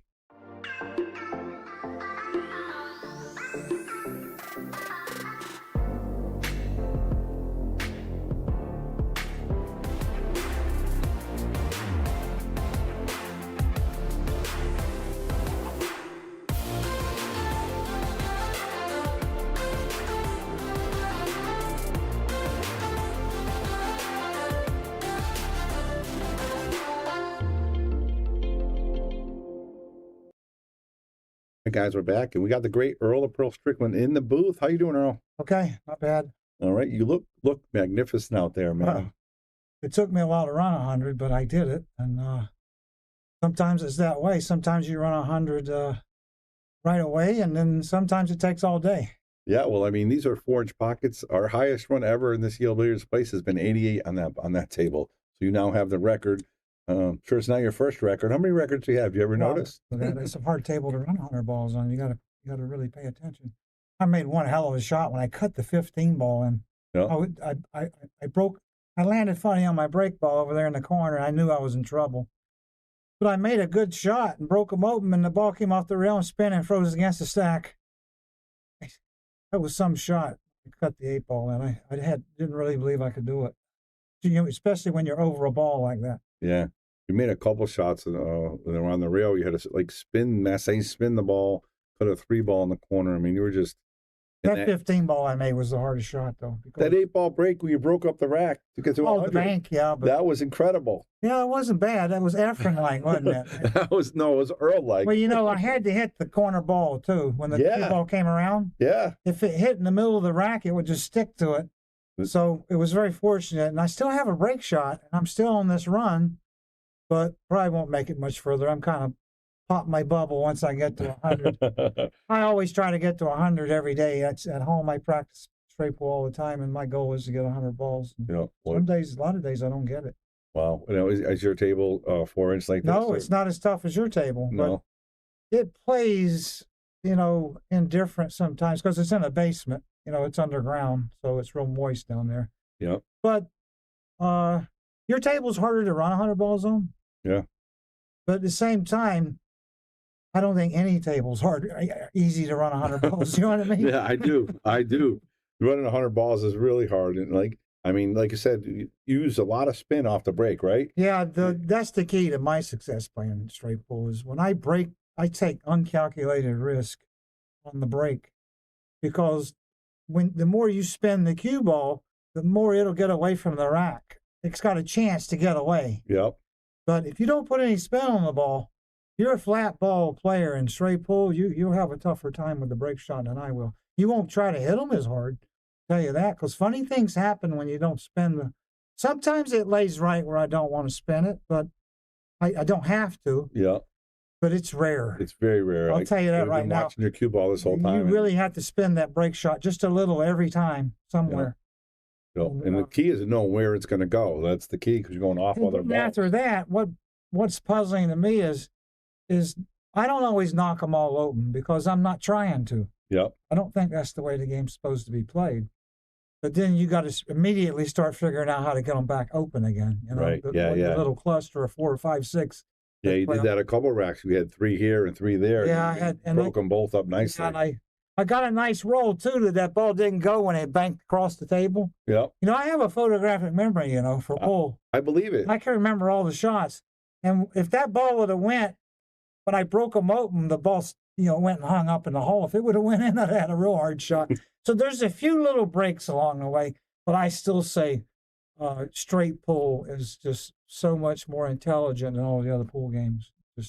You're making it look easy out there. Well, no, I'm struggling, but, you know, at the same time, I put this weight on my arm. I put 2.5 pounds on my bicep, and my game kind of changed a little. It gelled a little bit. Yeah. Got better, and then I ran the 100 balls. I thought something was wrong. I was coming out of the shots just because I'm getting old, you know, little things are creeping in me. But I was coming out of the shots a little, and I had this 2.5 pounder in my little bag of tricks over there. I always got a little bag of tricks with me. Yeah. And then I put this on, and I ran 100 balls. I don't know if that's what made me do it, but I don't think I can flinch as much when I got a little something holding my arm. You know what I mean? Yep. My bicep, at least. Right. So, like I said, I was telling everybody earlier, I says, you know, you're already an innovator. Like, people already use longer cues now. I won't be surprised if somebody does invents that for the play pool, you know. Or my cue's almost 70 inches. Yeah. You know, and I'm playing better than I've played in a long time. Yeah. Actually, I almost won a tournament in Costa Rica. Costa Rica, we talked about. They came in second, right? Yeah, I finished second. Had a chance. I should have won the tournament. Guy had me 7-1. I come all the way back, tied him 10-10. Had an easy shot on the one. I missed it. It was the easiest shot I missed the whole tournament. But I was playing with the cue longer, with the grip built up, and I'm I'm falling in sync with the Jay Flowers, Jay right? Flowers cue now. Yeah, that's what I was telling him about that. Jay Flowers. I think my game's starting to, fall in sync and gel a little bit with the Jay Flowers cue. So, and I want to thank Jay Flowers for their sponsorship. There you go, Jay Flowers. They make Shout great out to you cues. guys. Great cues. Go to jflowers.com and check them out. Tell them Earl sent you. But straight pull's such a great game. I don't, I know I'm a 9-ball player by everyone else's World record. opinion. By everybody else's opinion, I'm just a 1-game player. I don't think I'll be honest with you, and I'm going to be candid with you. I play banks as good as anybody on earth. Yeah. I'm not the best one-pocket player, but I can still play the game. Yep. You can't, take me for granted. I'll rob you in that game, too. You know what I mean? You can't say I'm a gimme, you know? And then banks, a lot of people don't know how good I bank. Yeah. I almost won a derby one year. Yep. That's hard to win with 600 players in the Yeah, it tournament. is. It Finished is. third. And they were asking, are you going this year? You're not going No, this I'm year? not. I can't deal with the derby. It's just That's tough. I can't stay up. I can't stay up 9 days. Yeah, I know. You can't stay awake 9 days like they do. I went last year. It was tough. I don't know how you did it all. You gotta stay awake all 9 days. That's the only way you can play good. I know. I'd have to have toothpicks on my eyes or something. But like I was saying before, I ain't, I know Mosconi didn't approve of any other pool game. I know that for a fact because he was the greatest professional pool player there ever was. Even though at the end of his career, he was getting a little hot-tempered like I do, Yeah. And but that happens to all of us. Some of us Of course. hold it in better, but even as great as Mosconi was, he couldn't deal with the fact that his game was dropping. People were beating him that weren't supposed to beat him. You know what I mean? Yeah. That's the kinds of things that start happening. Yep. And then you start you panic a lot. You can't hold your composure like you once did. You know what I mean? Because you just don't. Your game's not Different there. time. Yeah, different time. You're getting older. That's okay. But I still say straight pull is a very intelligent game. It doesn't suit every pool player because it's about pocketing balls. You know what I mean? It's not about playing safes and kicks and breaking and racking with a magic rack and jumping with a jump cue, kicking me safe, missing and snookering me. Every time you miss in this game, you get punished. Yeah. You know what I mean? Absolutely you do. So I remember a time when I was playing pretty good straight pool. I was sitting in the hotel room looking in the mirror going, 2. Had 2 fingers up. Yeah. What that meant was I need 2 innings. 2 innings. To destroy you. Yeah. To run beat whatever it is to beat you. 2 shots. 2 shots. 2 shots. And Mosconi, in his day, when he was playing his greatest pool, I'm sure, he was sitting on the bed looking in the mirror and he had 1 finger up. That meant 1 inning. That's it. One shot. That's it. How many people did he destroy in a straight pool match with 1 shot? Yeah. Think about it. Yeah. He probably did that so many times. Then when a guy after he did it to you 3 or 4 times, when you got ready to play him, you were so scared. Yeah, you couldn't make a ball, right? Yeah, I know. Make a ball because you can't miss a ball. Yeah, yeah. Now you're miss thinking, a ball and win. Yeah, that's so. But I think straight pool died off because it was a 1-player game. Yeah. Not enough engaging. Yeah. Even if a guy runs 60 or 70 balls, on the bench, he would play safe. Yeah. He'd run 60 balls and play safe. So, you know what I mean? I think in the day.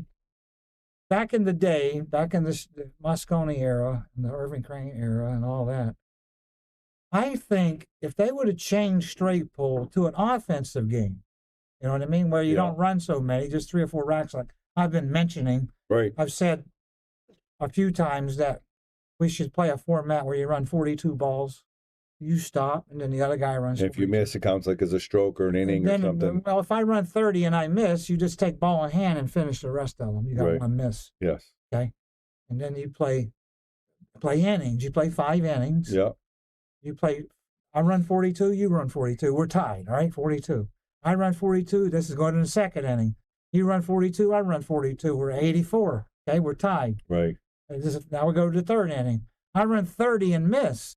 I take ball in hand, I clean them up, and I got a miss. You run 42, you got me by a stroke. Gotcha. There's no defense. Like golf or something now. Right. You know Bowling what I mean? almost. Unless you start missing, a lot. Yeah, then But I think the greatest players in the world I don't think they're going to miss more than once in a straight pull rack. If the ball, you know, Yeah. if they're not tangled up in a weird situation, you know. Right, where it's tough. There's a lot of times that you can get the pool balls can roll in the wrong places for you, and then you have no way out usually. But, Right, when they get real tough, like. But I still straight pulls. I mean, you gotta know the whole cue ball. That's what I like about the game. You have to know the every fraction of the cue ball. You know what I mean? And if you don't know it, if some shots you're afraid of, you can't be afraid of no shot playing straight pull. Yeah, you gotta have inside ball, outside ball. Right? Yeah. You gotta take those break shots on with spins. You know what I mean? Yep. You gotta really play aggressive, but at the same time cautious. And I think it's a smarter game than all the other games. You're constantly breaking and tearing balls away on the rails. We saw we saw you do that this rack of 7 racks here. You manipulated to make sure you had that break shot. You even try to kick the ball over to the rack. Let me tell you something too. The spins that I throw on the ball help those breakaways. Yep. You understand? Yep. If you try to hit those with a flat ball, you won't get no results. You won't even knock the pool balls away that are on the rail. So you've got to come with a lot of spins when you're going to knock a few balls off the rail or in the middle of the table even. A lot of times. All right, guys. This is Earl Strickland. He's had over 100 balls right now. He's got a chance. He says he's going to keep going. And like I said, he's talking about the spin, the straight pull. And I know this shot I got right here, I'm going to shoot that 12 ball with I think that's the 12 ball in it. Right there, yeah, 12 ball. Yeah, I'm going to shoot it with straight top and power through the rack. It just takes some talent, this shot. It's no gimme. And I got to pocket the ball. I got a few things to think about. I got to pocket the ball. Yeah. I got to hit real high on the cue ball. I got to make sure and penetrate the rack with a lot of top. Yep. So it's not like it's listen, it's an easy shot if I don't have to think about all those things. Yes. You know what I mean? Yep. But I have to hit it hard too, kind of, you know? Yeah, you made a lot of hard. You're going to realize something about straight pull if you watch it enough.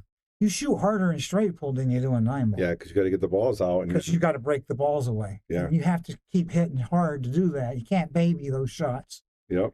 So let me go out there and see if I can run a few more. I probably won't get far because I'm happy that I got 100 and I'm satisfied with that. And, we can see another 100, one more 100. Let's see how far I go. All right. All right, let's go, Earl. Thank you. All right, guys, you heard it. Earl is getting back to the table. He's at 100 balls right now. He's going to continue to go. And I hope you guys are enjoying this as much as we are giving it to you.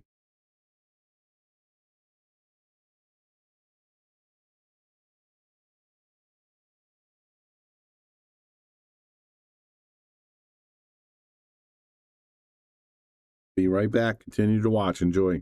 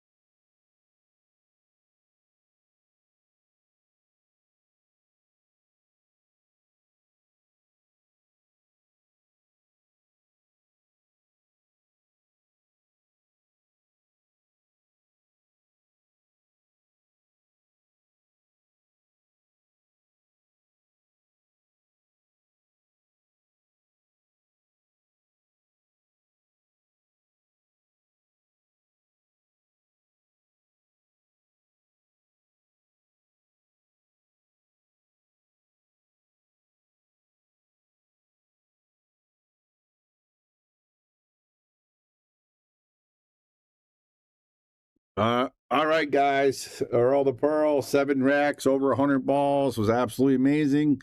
And he'd still be going. He'd try to not scratch. He'd try to hit that ball just right here. And unfortunately, he scratched. But man, what an awesome! And you look at the competitor. He just gets right back up and racks again. He's just amazing, amazing. So we're so lucky to get this here. And he's only going to be here for a little bit longer. Crystal's wanting to know if he's going to be here all day. No, he's leaving in a little while. We actually got to head out in the next half hour, 40 minutes. What a great breakup that shot was. Look at, he's wide open here. But man, you guys got the, if you didn't hear, Earl had a nice little 4 or 5 minute conversation here with me in the booth.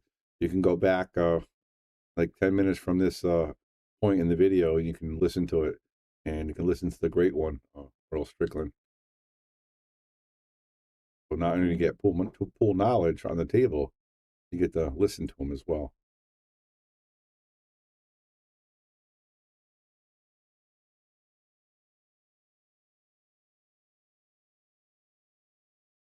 I just got home from work. If I knew he was going to be there, I would have come there instead. Listen, we're keeping it in secrets. We're not, it was just random. And again, I think he might be done. Again, he said, he goes, I ran my 100, I'm happy. And again, he broke the record on this table. Gonna hit some balls now.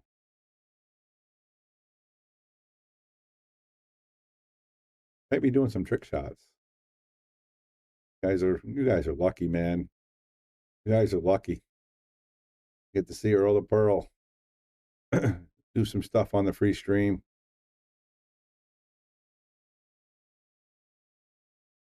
Look at that. Look at that stroke. If you think that's easy, guys, try that. Look at the spin on the ball. Look at the spin on that cue ball when he hits it. And not only does he make it in the tight pockets, the cue ball goes where he needs it to go.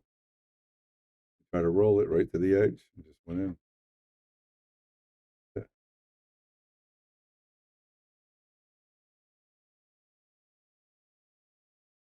Hey, Earl the Pearl.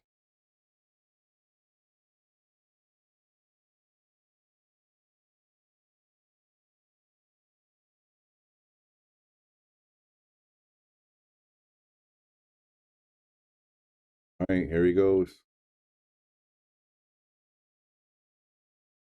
Watch this cue ball, guys. Look at this. Did he get it? No, didn't get it. So he's trying to put some bottom left on this so it spins here and comes over here and makes this ball. And the hard part is not only spinning the ball, but he's got to make the shot too. And that's the hard part on this 4-inch pocket. This was a 5-inch pocket. He would make this probably almost every time. Because it's a 4-inch, it's going to be a lot more difficult, but it's going to make it so much more gratifying. He makes it. Look at that. Did he get it? Did he get it? Did he get it? Earl the Pearl. Look at the ball spin, guys. Wow. Wow. That was fantastic. Earl the Pearl showing his stuff.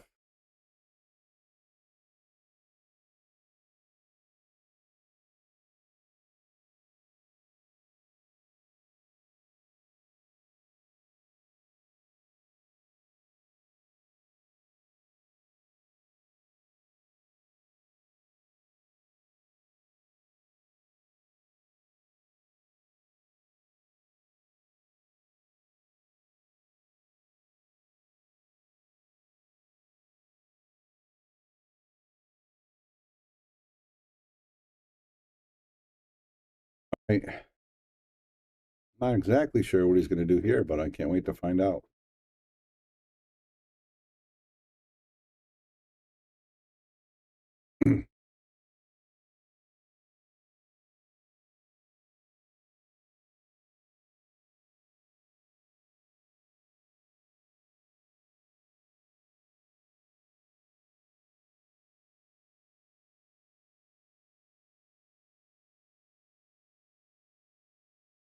This is absolutely incredible. Just watching him. Trying to make that ball with spin. anybody's ever played on table 8, just try hitting the ball that hard and making it. Never mind trying to spin. Unbelievable. Trying to make this, follow it down, not hit the 5 ball, avoid the 5, and hit the ball on the side.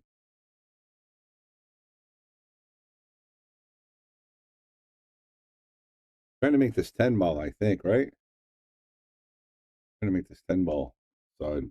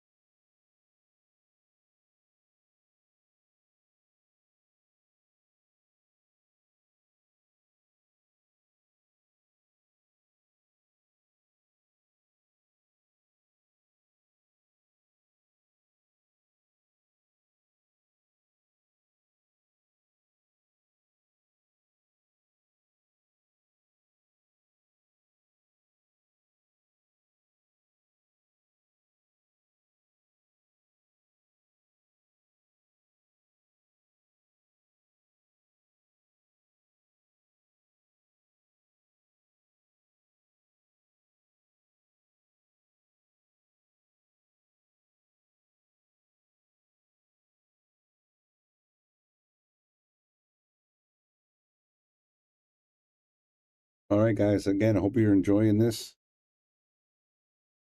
Let's look at the camera angle. Let's see what he's hitting it with. Hitting this with low left. We're trying to get it back. He's trying to pull his ball back.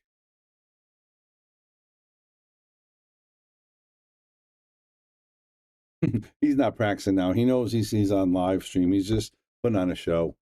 He already practiced. He made his 100 balls in straight pull, which is amazing. We're in 110, which is amazing. And I just want to let you guys know, big news today on the Shark Stream. We have a new sponsor. McDermott Q is now a sponsor of the Shark Stream.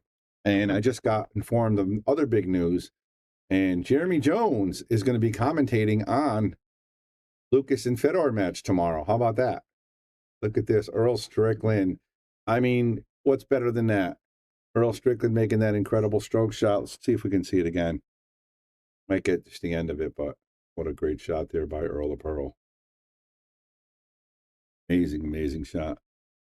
He's just a showman. He does what he does. What do you think about these shots? That was amazing. I just did a replay on it. That any good or what, huh? To even attempt them on this table is impossible. And you're making them. The cube, how it whipped. Yeah, it serious. It takes a great stroke to do that. You know, everybody thinks that everybody's equal with me. They're fools. They're not equal. Not only are you the spin, you're making the balls in these 4-inch pockets. I think the table should be 12 feet long. Make it tougher, right? That way you'd have to swing like that on shots. Yeah. You'd have to make shots like that. Yeah, on right. a 12-foot table. And then place the balls. Don't play break the balls. Place them. Play placement pull on a 12-foot table. Tell you right now, these guys won't like it playing me like that because I got a lot of power. Yeah, you do. I got serious power in spots. Yeah, like your straight pull, power. They don't have that power. They're playing off their chins. Yeah. Their feet are tied together. Yep. And they're just bunting everything. Yeah. They're not really swinging the cue. No, they're not. They're funny. Sorry, let me see the replay. Can you I can't put the replay back up. Oh, because you're on the air? Yeah, because we're live. We weren't live. I did it after you did it. But... Yeah, that was the last one was a nice shot. Yeah, the last one. It's probably the harder shot. The last one. Yeah, the other one's a little more farther away, but that one was a harder one to... But I like the one, too, where I shoot the ball in the corner and draw 3 rails. Yeah. That's a nice shot. You got to hit that well, too. But you know, the amazing thing on these shots is how well I still pocket the ball. I know. I don't miss the ball that much. I know, and these are 4 inch. Like It shows you how much training I've been through to learn what the ball's going to do when you apply that kind of spin on it. You know. Yep. There's a lot going on. You know. There is. There is a lot going on, and you're making it happen. There right now. We got a question. It says, "What is?" You keep referring to placement pool. What is placement pool? Well, it's a game they should invent. They should start playing. You put a computer over the table, cast little dots on the table, and then it's 1 through 15. It's a rotation rack, a full rack, and you place the balls on the little dots. They have numbers on them, and then you turn the dots off. The light comes back on, and the player runs them. And then you set up the same pattern for me, and I run them.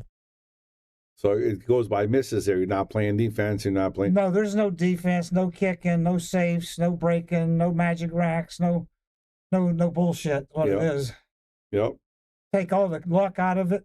There's no luck hardly at all. Right. You got to make the Once in a while, you'll get a good roll bumping a ball, maybe. Yeah. But if you run into a ball, usually an object ball, you're going to get a penalty usually. Yeah. And this, I played it over and over. It's a fantastic game. Wow. And you can set up any kind of shot. You can test the player. Yeah. You can set up a shot he doesn't like. Right, like a long cut or one of those whatever. wiffle shots I'm setting up. Yep. Set up those and let him see if he can barbecue the cue ball and whiffle it down the table like I can. Yeah, right. No, he can't. He's playing off his chin. Yeah. He's going to need surgery on his chin. You're going to bang his chin. Yeah, he's going to hurt himself if he tries these shots. But placement pool is the greatest game. I practice a lot of games. I like straight pull too. If you play total offense straight pull, it's probably the best game. But the least lucky game is placement pool. Placement pool. Absolutely. I think, don't they have like a kind of a placement pool game? And I think it should be played on a 12-foot table. Even bigger table, make it harder. That way, Make shots. see, you're always getting ball in hand. You know, when you miss, you get a ball in hand because you could do it then on a big table, on a table like that. Right. But if you break if you try to play a breaking game on a 6x12, you're going nowhere. Yeah, it's not going to So you just play total offense, whatever you're playing. And straight pull can be played on it because you're playing half the table. Yep. I'd love to see the guy have a 6-foot shot every time he shoots. Yeah. I'd love to see that. That's what I live for. That would you do. And when we were watching your straight pull matches, there's so many times you had, like the cue ball over here, and you had a ball here, and you were fired right in, right in the hole. And you had your long shots, like cue ball here, and ball here, and you fire them right in. Those are long shots. Man, go into the stack too. Yeah, I know. With spin. But a lot of people don't realize in straight pull you have to be a better shooter in straight pull than 9-ball. Yeah. Believe me, it's not even close. You have to make more shots. I know there's some hard shots in 9-ball. I played both games, and I'm more familiar with 9-ball, obviously. But I was pretty lucky. I still think I was lucky. This is a funny story. Earl, when we talk, and not even on there, we're just talking. He's like, "Oh," I said, "5-time U.S. Open champ, world champ, 9-ball." He's like, "I got lucky." I said, "Earl, you can't get lucky winning the U.S. Open 5 times. I don't care what you say. You're the best 9-ball player ever lived." No, there's a lot of luck in 9-ball. I'm seeing it now. I still am a good player, and I can't win a bus token. You came in second. You came in second last month. I can't win a bingo card. That's what I like saying. Bingo card. You win a bingo card. Huh? You got women that are making money in the men's tour, and I can't even win no money in the men's tour. You got people that have been playing pool for 2-3 years that are winning money, and I can't win none. Right. My break has totally deserted me. And that's probably one of the reasons why. If I break the balls good, I'm very difficult to deal with. Still, you're amazing. You're amazing to play. But I still say these stroke shots are their talent. They show these things you see me doing with a cue ball. Just shows my knowledge of how to strike the cue ball. Yep. There was a guy that came on the internet and said when I stroked one of these shots the other day, I put right bottom on it. I said I put right bottom on it. I think it was a Dr. Dave guy or somebody like that. Yeah. Some guy, I don't know what he's talking about. He came on there and said, I wasn't putting right bottom on it. I don't know what I'm talking about. How in the world can a guy, I don't care where he's at. If he's on the moon. No idea. Nobody can. I don't care where he is. He came from orbit with that statement. He stuck his foot in his mouth, what he's doing. Yeah. Because these shots, all these massive shots you see require a little bit of spin. Yeah. All of them. Yeah. You put so much spin on the ball. Like even I was, taking an overhead camera like this. When a ball was, break shot, the ball would still be spinning. That's because I said I break the balls different than most straight pool players. I that spin gets the ball off the rack. It'll send it to the bottom rail too, and it'll whiffle out. It'll put that arrow in the middle. It'll whiffle out to the middle. Yeah. Like that. It'll whiffle out there, Yeah. or it'll come off and go to the rail. Oh, well, yeah, you send a couple times, and then the ball's spinning, right? It'll kill off the rail. Yeah, so it doesn't go towards the pocket. It doesn't go towards the rail back. It goes back to the middle of the table. But sometimes it fools me and freezes against the stack when it comes off or something. Or something little funny happens once in a while. But I've studied this game over and over, straight pull, especially the break shot. Yeah. And I've come to the conclusion that if I don't spin the cue ball most of the time, I'm going to get trapped or scratch. Yeah. Yeah. Well, listen, whatever you're doing is amazing. Just to watch it. I mean, like I said, you ran 110, whatever, and you didn't even miss the ball. You got an unfortunate scratch.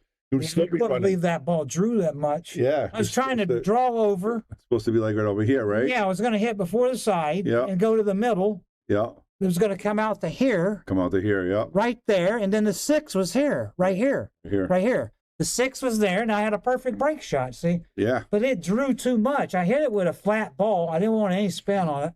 You notice when the cue ball came across the table, it was end over end. It wasn't rolling with any spin. Yep.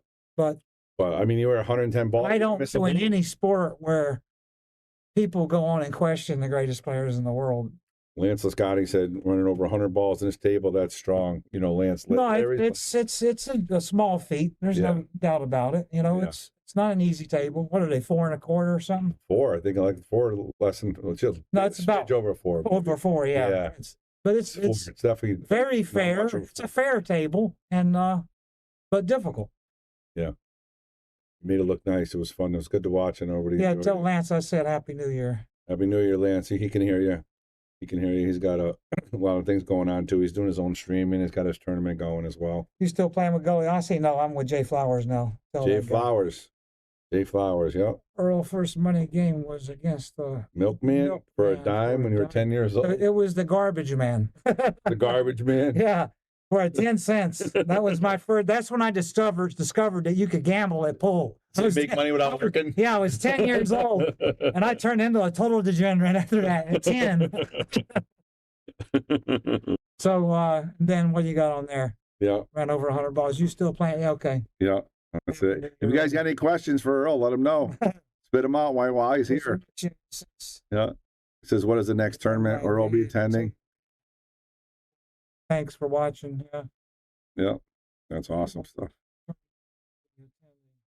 The Expo's next for me, I'm sure. The Expo, yeah. Yeah, I'm not playing a lot of tournaments. They're just not lucrative. And I'll play something close and lucrative. Like that. Absolutely. Smart. Something that don't cost me $3,000 or $4,000 to go to. Yep. I want to go and play the whole tour, the match room. Yep. And all of the tournaments that have points. Yep. But I want to so bad I can taste it, but and I can still play, but I still don't think I can. The way they're breaking the balls is I can't stand it. They're just making one ball. That's all they're making is one stinking ball. Yeah.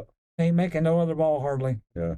I lost a match. A guy made one ball 7 times. Never made another ball. Wow. On the break. So when you won all your U.S. Opens, there was no pattern racker, no magic. We didn't know nothing about all this stuff that's going on now. Just power break. We didn't know how to look at the rack and know the corner ball was going to go in this corner or the other one. Right. We didn't know. Broke them hard, right?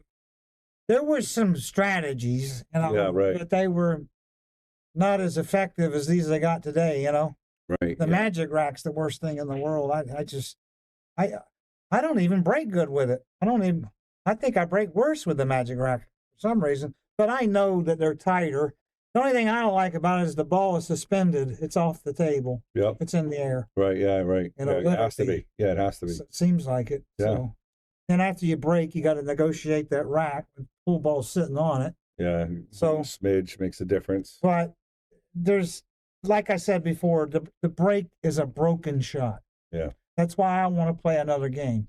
I'd rather play straight pool, total offense. You beat me in that game, I can't complain. That's for sure. Because, you know, I got my chances to play. Yep. You got to give each other a chance to play to show how good they are. You have to engage. 9-ball doesn't do that. One pocket doesn't do it at times. Yeah. 8-ball, 10-ball. All these games with a break, you get landslided. You Yep. understand? Yep. But in my game, you're going to score. You're going to score points. You know what I mean? Right. You should be scoring all the time. Right. You know what I mean? Offensive. So Yeah. it's just it's senseless Yeah. the way we're playing. These people can't beat me playing straight pull. The guys that are beating me playing 9-ball and put a clock on them, like 20 seconds to shoot, let them get nervous a little bit. Right. I'll have my way with them. Then my conditioning can show up. Yeah, You know, right. the fact that I got up this morning, I did 700 sit-ups. I ran 5 miles on the treadmill. Yeah. That's probably why I ran the 100 balls, because I felt good. Yeah. You know? Yeah, I yeah. got up next We were talking about that. It's But- very important But to feel I good, can't right? I can't use my conditioning the way you're playing pull because it's too lucky. I could sit there and be the fittest man in the world and not get a shot playing 9-ball, 10-ball, 8-ball, one pocket. You know what I mean? Yep. But in this offensive straight pull, you run 42, I run 42. I get to try to, you know, match you every time. And we're engaging Yeah, now. right, yeah. You know what I mean? Like a battle, yeah. Yeah, so, you know, I don't know why you want me to sit there, the greatest shooter on earth, one of the greatest strokes ever. I don't have the greatest stroke, but it's pretty good. Don't worry. Yeah, you're definitely It's good enough, Yeah, ain't it, huh? no, it's great. You saw it. Great. You saw I how good know. my stroke is. But fantastic. Listen, but I can't. You want me to sit there and break my cue and get mad and Yeah. mumble? That's what you want me to do?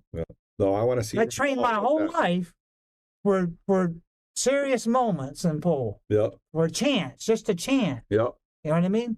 Yeah, I made some great shots in my day. You sure did. Back in those 9-ball years. Back Yes, in you those did. Opens and Yeah. those McDermott Masters. I won 5 of those. Yep. Nobody even knows that. That used to be a It used to be a major. Yep. McDermott Masters Masters. used to be a major. Yep. I won 5 of them. 5 of them.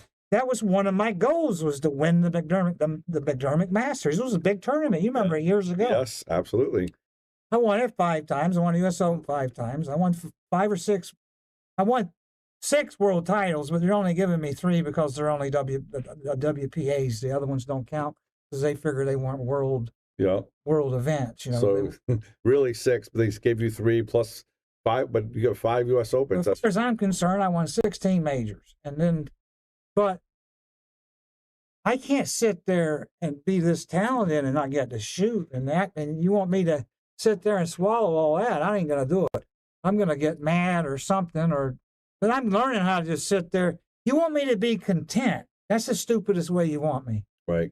Who wants to be content? Nobody. We want to see you playing. That's what we want to see. Absolutely, I want to see me playing too. Yeah, absolutely. I agree. You know, with if you get up 100%. here and just put shots on the table, okay? Yep. Just shots. You know, tough shots. Yep. I'm going to murder you. You understand? Even the greatest player in the world. Yep. So maybe Shaw and Shane might get up Give there you a and run beat for me. your money, yeah. But I don't see nobody else on this planet.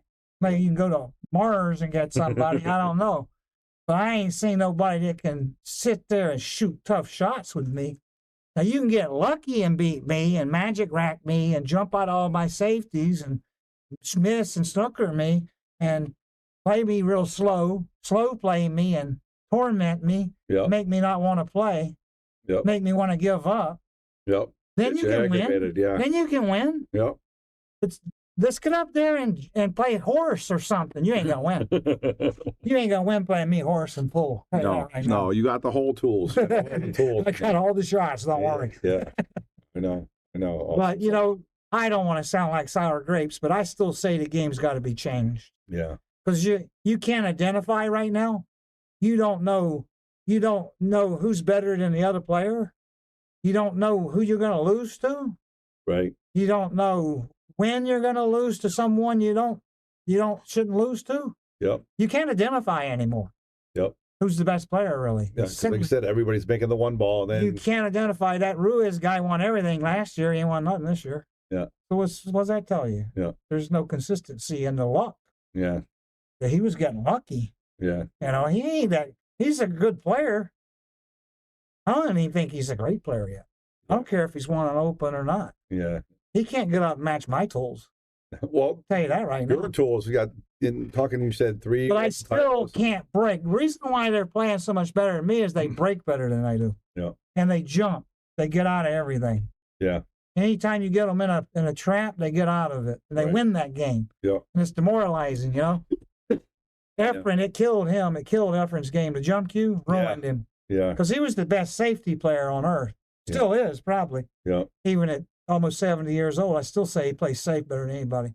Yeah. Because he knows the right shot, you know? Yeah. And that's where I learned all my safeties. And now, all the knowledge I learned from Efren they jump right out. is right out the window. It jumped out the window with the jump cue. Yeah. Now, every time I play a good safety, I go, that's a good shot. The guy jumps out Jumps of it, right out of wins it. the game. Guarantee And hits then I go, and I'm losing my mind. Yeah. So, you know, you can say what you want. There's a lot of little tricks in pool that are keeping some of these people alive. Corner balls, ones in the side, jump sticks, slow play. So I think we should be playing offensive straight pull. Like I said, you run 42, I run 42.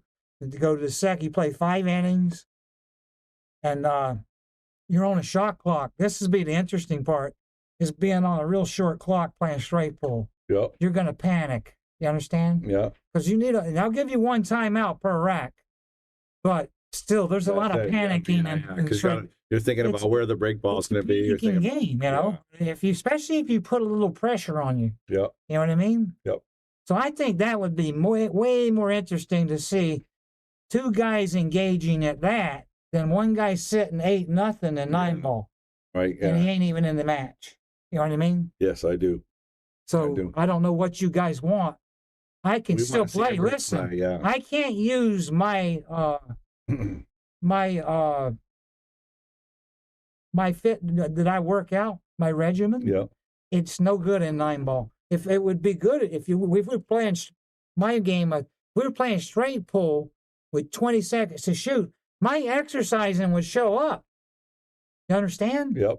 It would, because I would be calmer than you under serious situations. Yeah. Fast situations. Yeah, that's why, yeah. You understand? I would be more calmer than you because I'm exercising every day and you're not. Yep. And now there's more pressure. You see? Do you guys think there's pressure? There's no pressure. They're just out breaking the guy and out lucking him. This is not serious pressure, I'm telling you. Right. Somebody said something about, he was the one that talked about the spin. He says, I was the guy who questioned Earl about his bottom right spin on his monster backspin. Oh, this was a different shot. I have no idea how the right spin hitting the above center could go down to the back pocket. He was talking about one of your trick shots. Well, you don't understand. That's just, you don't go ask McElroy how he can hit the ball 360 yards, do you? Huh? I have to put spin on just about all these shots when they're whipping around the table. It's still, the ball flattens out on that one shot. It really flattens out right away. Yep. And then it slides off the ball before there's spin on all these shots. You have the power. We talked about that before. Your power is just. It's real hard to hit shots flat and do anything with the cue ball. I mean, it's hard to make the ball when you hit flat. Yeah. You understand what I'm saying? Yeah. It's easier to pocket a ball with spin than without. Yeah. Amateurs don't know that. No. I teach all the time, and that's what I try to teach them every time, is they have to start taking on the spins. There's still to answer the guy's question, there's still a slight bit of spin on that ball. Even though it flattens out when it comes across, it's rolling end over end, it doesn't look like. The way it comes off the rail, too, flattens the cue ball out off the second rail. Right. But most of the shots you see are going to need some kind of spin, just a little bit, whether it's a fraction or 2 tips. Some of these shots you see me shoot are more than 1.5 tips, maybe 2 tips. Yeah, that's a lot of spin. I know. Like I said, we were watching. I kept saying that ball's spinning, man. You don't get that by just a little bit of left, a little bit of right. You know. And Lance said no skid with spin either. Flat ball causes skids. Yeah, flat ball causes skids. Yeah. But it's real hard to draw a ball with an angle and pocket the ball real hard, to hit it real hard and whiffle the ball around the table it's hard to pocket the ball. You know, I basically don't even like shooting a shot. The ball I scratched on a while ago was a no spin ball. Right. I should have threw a little spin on it. I probably wouldn't scratch. Probably not, right. Probably not. So that flat ball shot's a hard shot. Yeah. Believe me. That's fun. So Vinny says, thanks for answering this question, of course. And passes. He's been learning spin all his shots last year and a half. Might use the word to throw some cases. Yeah. 100% correct. Very nice. Any other questions for Earl? Let me know. I put the booth camera on, but I'm having an issue with it. I can't put us on, so you can just hear us. You can't see us. But you still got 150 people watching out there. So, you guys have any questions for Earl? We got him in the booth. You guys saw him run 100 and straight pull on the 4-inch pockets. And then afterwards, he did some incredible kick shots.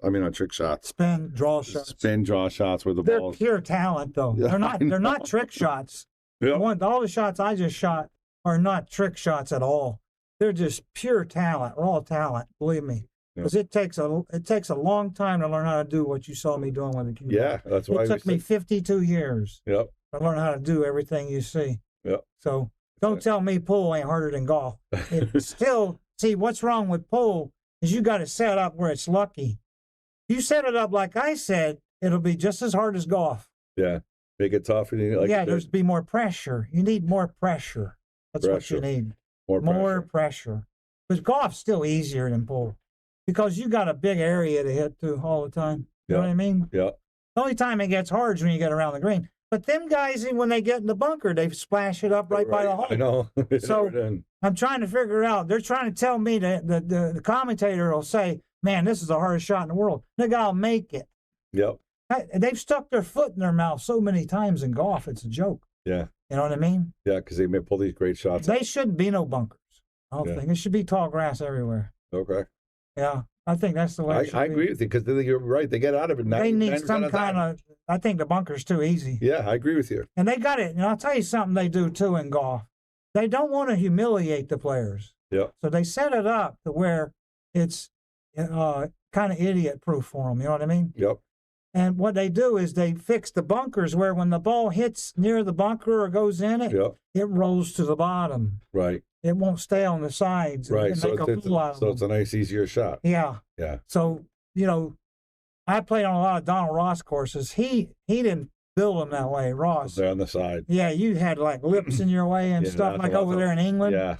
I think the bunkers in our country, for them guys now, it's a joke.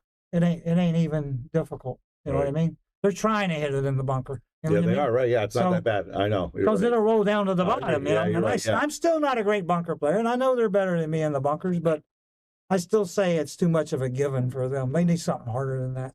What tip are you using? I'm playing with a G2 medium. G2 medium? Yeah, it suits me well. Right. Try it. And ask him who the 4th best American player is. That means 4th? Who are the other ones? I know it's Shane's one of them. I'm not that good anymore, so. So you must be thinking Shane, Fedor. Skyler's there. Skyler, Shane. Yeah, so he's saying Shane. But Skyler doesn't win a lot. I mean, he wins over here a little bit, but he doesn't win abroad as much. But it's hard to win right now. These guys are good. He finishes good, but. You think Lucas he's been in the Moscone Cup a lot, which has brought up his clout a little bit. He's playing on the Cup so much. Right, this year. You think Lucas could ever make a Moscone Cup? Right now, they should. I think they should restructure the whole team. Yeah.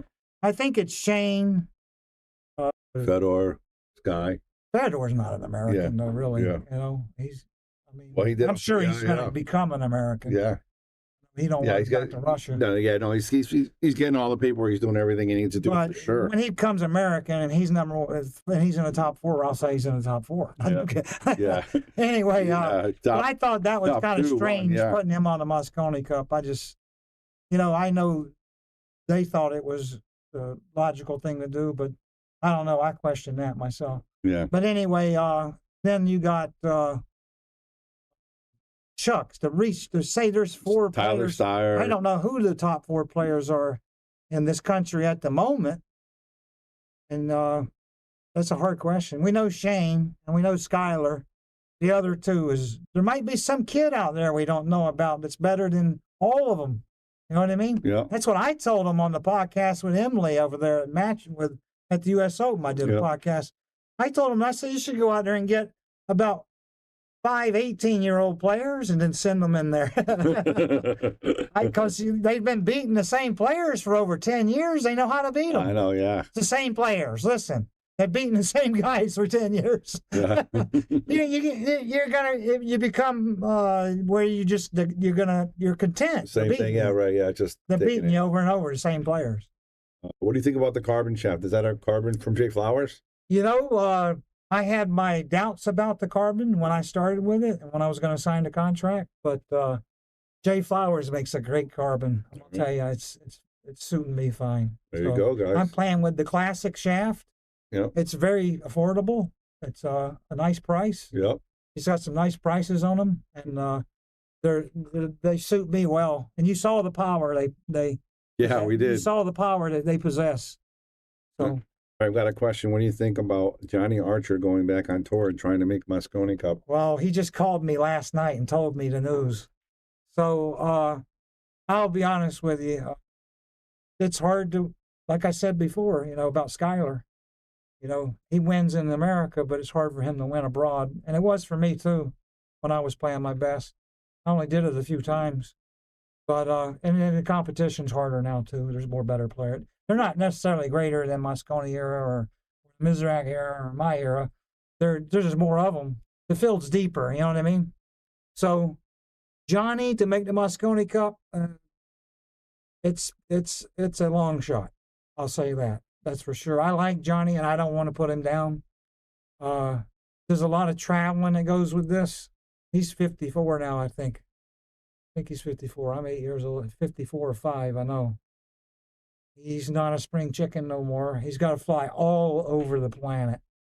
You understand? Yep. You got to go overseas, too. You got to go everywhere. Yeah. Europe. Matchroom tour. Asia. Yep. Asia. Middle East. Hanoi Open. Yeah, Middle East now. Vietnam. Yeah. Everywhere. Just kind of a little bit of everywhere. That's tough. The time changes alone. I mean, he's he breaks the old way.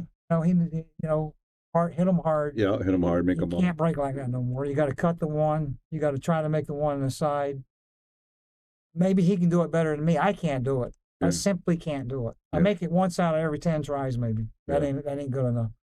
So that's one reason I won't go fly around the world right now, because I can't match. I know I can't match that break. Match the break. So he's got to master that. He's got to get the break down, and the pockets are smaller than they were when he was competing. Okay. Yep. He's been out of commission for a while. Right. So the pockets are smaller. His eyes aren't as good. His nerves aren't as good. It's going to be interesting, right? It's a long shot. That's the way I look at it. But I love Johnny to death, and he was a great player. He still is a great player. We're going to see if he still is a great, good enough to play with him. Yep. Yeah. All right, cool. See, we also got a couple more questions here about Journey. Thanks for the stream. That Count Fed already said. Who was the best road player Earl played when he was younger? Road player? Best road player. Played a lot of road players. Hawaiian Bryan, Chuck's, Matlock. Played them all. There's a lot of good players. Hubbard. He was sneaky good, that guy. Yeah. Yeah, he didn't look like he could play, but he played real good. That made it better for him, right? But, it was easy for him to get action. Yeah. He looked like kind of like a movie star a little bit, Like this guy can't play, huh? Yeah, but then you had Siegel. Siegel was a tough guy to play against for the money. He beat me out of a pile of money one time. And then Wade Crane was unbelievable. He had the best break I ever saw. Is that the guy you were telling me about earlier? Shane's break's probably better. Yeah. Because it's a different era. Pockets are a little bit smaller, and he's getting them in. Yep. But Wade, he had a hell of a break. The cloth's a little faster now, too, though. Cloth's a little faster, so, there's a few things aiding Shane, where they weren't aiding Wade in the day, Yep. But Wade Crane you had to wear earplugs around him. Actually, you needed one of those things you wear around the guys working, The air, all the mirror muffs, the guys that are silencers. putting the luggage in. Yeah, the yeah, airplane, yeah. And they got those giant ones on where if they don't have them, Noise they'll be canceling. deaf in a week. Yeah, noise canceling. That's what you need is a pair of those. When he would break, it would ring your ears, that guy. But there was so many players I played on the road gambling. It would have to be just all of them. All of them, huh? Yeah, It it was was a life story. Yeah. You got to write a book. You really Write a can't book yet? just Have say you written a one book of them yet? was tougher than the other Have because they you were written a all book yet? characters. Huh? Have you written a book yet? No, I haven't. But I think you should. I don't.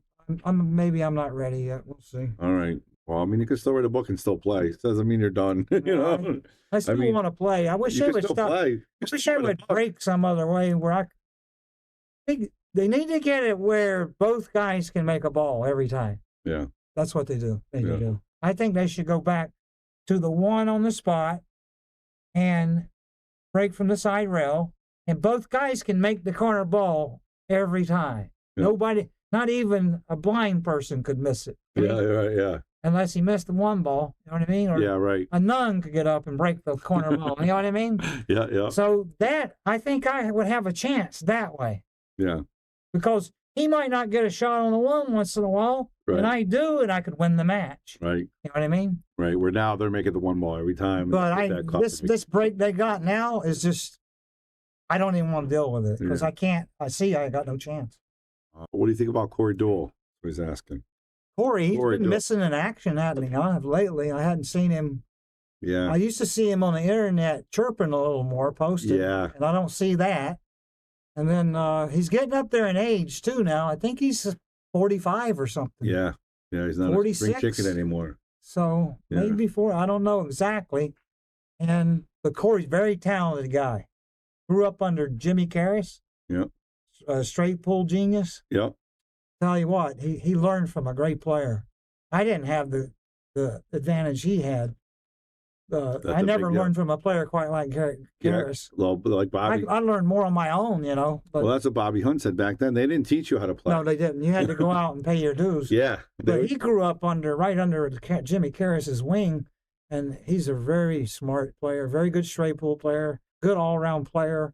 And you believe me or not, now he's got a hell of a stroke too. Yeah. I'm gonna tell you now, if he wants to let it fly, he might be able to move the ball with me. He cut one of my shots in. I ain't seen nobody do it. Nobody could cut this ball in, and he did it. Corey did. Yeah. And Amazing. I swear by this shot, nobody can do it but me, but he's the only guy I've seen do it. Yeah. And but I had to show him how to do it. You showed him how to do it. It was something to do with his tip. It was we had to change his tip, then he could do it. Oh wow. But anyway, Corey, I think he's still got a lot of game left. Yeah. I don't know if he's exercising or not, but he needs to start exercising. Yeah. That's valuable, especially at his stage of his life. He's starting to get a little age on him. He needs to get a regimen. Yep. More than just sleeping and eating and playing pool. You know, he needs to wake up and do something physical and then practice.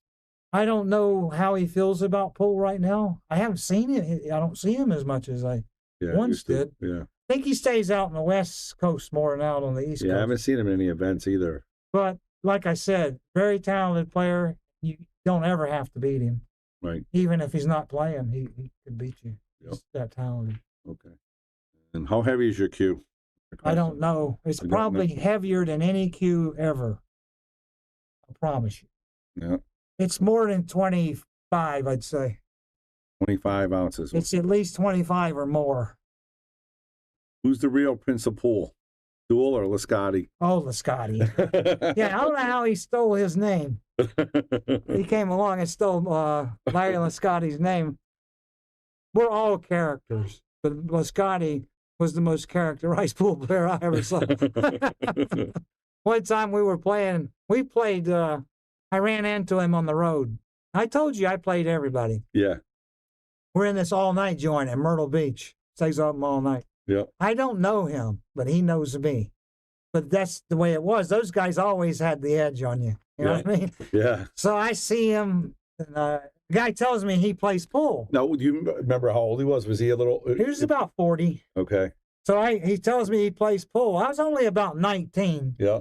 So I think he was 20 years older than me. Okay, so at he's least. 20 years older. So I was about right. He was at about 40. Yeah. So, and he was still playing good. Yeah. So the guy says, that guy over there plays. I said, does? So I walked over to him. I said, you want to play some 9-ball on a bar table here? They had a bar table. They only have bar tables in this place. He says, no, I know who you are. I says, really? He says, yeah, you're Little Earl. I was Little Earl then. Little Earl back then. Yeah, I hadn't even played a tournament yet. So he says, I won't play you no 9-ball. 1985. You remember how he used to talk? I won't play you no 9-ball. Yeah. I'll play you some 1 pocket. I says, 1 pocket on a bar table? He says, yeah. So that's how goofy he was. He wanted to play 1 pocket on it. He wanted to put me in a trap game, you know what I mean? Yep. So we played all night long, like 6, 7 hours, till the next morning, about 7 in the morning, for 500 a game. No, we weren't playing cheap either. Yeah. And he's Back in the 40, day, you're 19. Yeah, we played big money back then. People won't believe it. We played for big money. That's worth a lot more than that So right now. they won't play 500 a game now. They won't play $5 a game. But anyway, so we broke even. And I was surprised I stayed with him. But he had one stipulation. I had to drink with him. That's why I couldn't beat him. He's always had a trick. Always had a hustle. He always had a move. Every time he made a game, there was a trick to it. So every time he took a shot of scotch, I had to take a shot. Oh my God. So by the time I was like drunk after a while, because his tolerance is his tolerance was like unbelievable. Oh, I know. He could drink with the best of them. So but I stayed with him, drinking and playing 500 a game, broke even. Right? Yeah. That was a feat. It was a great feat breaking even with him, I thought. Yeah, yeah. So it was. So he says, I'm getting ready to leave, and I'm walking out. He says, where are you going? I says, I'm going to the golf course. He says, yeah, you play golf, huh? He says, I play golf too. I said, no. And he was a good golfer. So we went from there, after playing pool and drinking all night long for 7 hours, we went straight to the golf course, right? So now we're playing like 200 a hole in golf, right? And he was a good golfer. I was really surprised because I was pretty good. I thought I had him here. Yeah, right. I thought I had him in a trap. Yeah. So I think he might have been a hole down or something. Now we're on the 10th hole, and he's like 1 down. I can't believe how good he's playing to stay with me. So it's downhill. We tee off, and then you go out and you go straight downhill, way downhill, right down the fairway. So we jump in the carts, and he's got somebody driving the cart. He's sitting in the passenger side. And they go over the hill, start going flying downhill, and he goes, my ball's over there. That guy whips the cart, and he falls down, and he tumbles, I'm going to tell you the truth, at least 50 or 100 yards. You rolled right down the whole hill. Over hills. He must have tumbled at least 10 times over and over. Wow. Did flips, right? Yeah. And when he stopped, he wasn't moving. He was like flat out on the grass. Yeah. And I walked up to him, and I looked down, and I said, are you alive? He said, I'm barely alive. And they hurt himself and had to take him. He had to leave when the golf match ended. He was really a character. I loved him, Lance. I really did. He was a great guy. Oh, man, that's crazy story. It was a great times we had. Yeah. All them old players. And I'm the last guy left. I'm the last guy standing from that era, Yeah. And I really wasn't from his era. Right, you're a little Earl. On the edge of it. Yeah. Part of it a little. Yeah, Nick Varner, right around there, maybe. Nick's still, I'm talking about a guy that's still active, a guy that still can win matches. Oh, that's what I mean. Yeah, absolutely. A guy that can still win a tournament. I'm the last guy standing. Yeah. From those guys' era. Yeah. I was on the end of it. So Leon says he told me he was robbing Earl.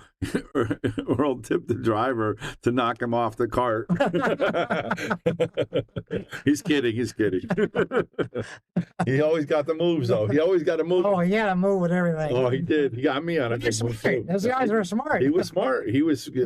I'm telling you, he was smart. Genius. I'm not kidding. Guy made a living gambling. How smart is he? He's real smart. He did. And he raised a family gambling. He did, yeah. Lance is that ain't easy to do, you know that. Oh, you gotta be smart to do that. Absolutely, for sure. Do you like any of the pool movies, Pool Hall Junkies, or my favorite movie is still The Hustler. The Hustler. Yeah. The color money was okay, or the color money didn't solidify pool. It didn't tell the true meaning of a guy like me. Yeah. You know, it was kind of like a yuppie movie about pool. Yeah, right. More than kid. it was a player's movie. Pool Hall Junkies is too violent. Yeah. I think it still doesn't describe me. Yeah. As the way I once was. Yeah. You know what I mean? The way you grew up, the way you learned. It still don't describe the way I was. Right. That's too violent. Yep. You know what I mean? Yep. And Baltimore Bullet, it had some. I had that happen to me one time. They had a scene in the Baltimore Bullet where the guy was throwing pool balls. Yeah. That happened to me one time in the pool room. That's scary. The guy was throwing balls, and I'm gonna tell you what. Every time he threw one, and this wall, it was real hard wood, and every ball stuck right in the wall. Oh wow! So kind every time he threw one, and it didn't hit anybody. Thank God he didn't hit nobody. There was a lot of people. For sure, when he started throwing balls, he got mad about. He wasn't mad at me. He was mad at somebody else. But I saw him throwing the balls, right? Yeah.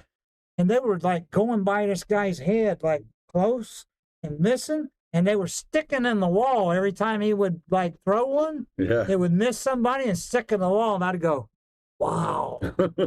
and I saw him throw about 3 or 4, and I got under the pool table. Yeah, right. I said, "If he hits me one of those, I'm dead." Yeah, absolutely, for sure. This is crazy. Yeah.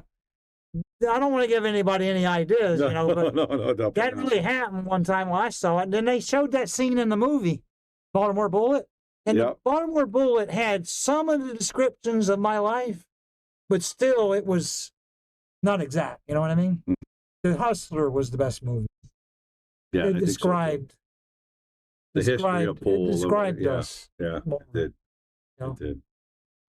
What about Mike Duchesne as an American player? Somebody was asking. You know, Duchesne, I'd have to say, even though he's not playing and not I heard he's starting to play a little bit. Even though he's not competing, he still is in the top 4. That's to be one of your 4. Yep. Absolutely. Yep. Shane, Skyler, then Duchesne. Yeah.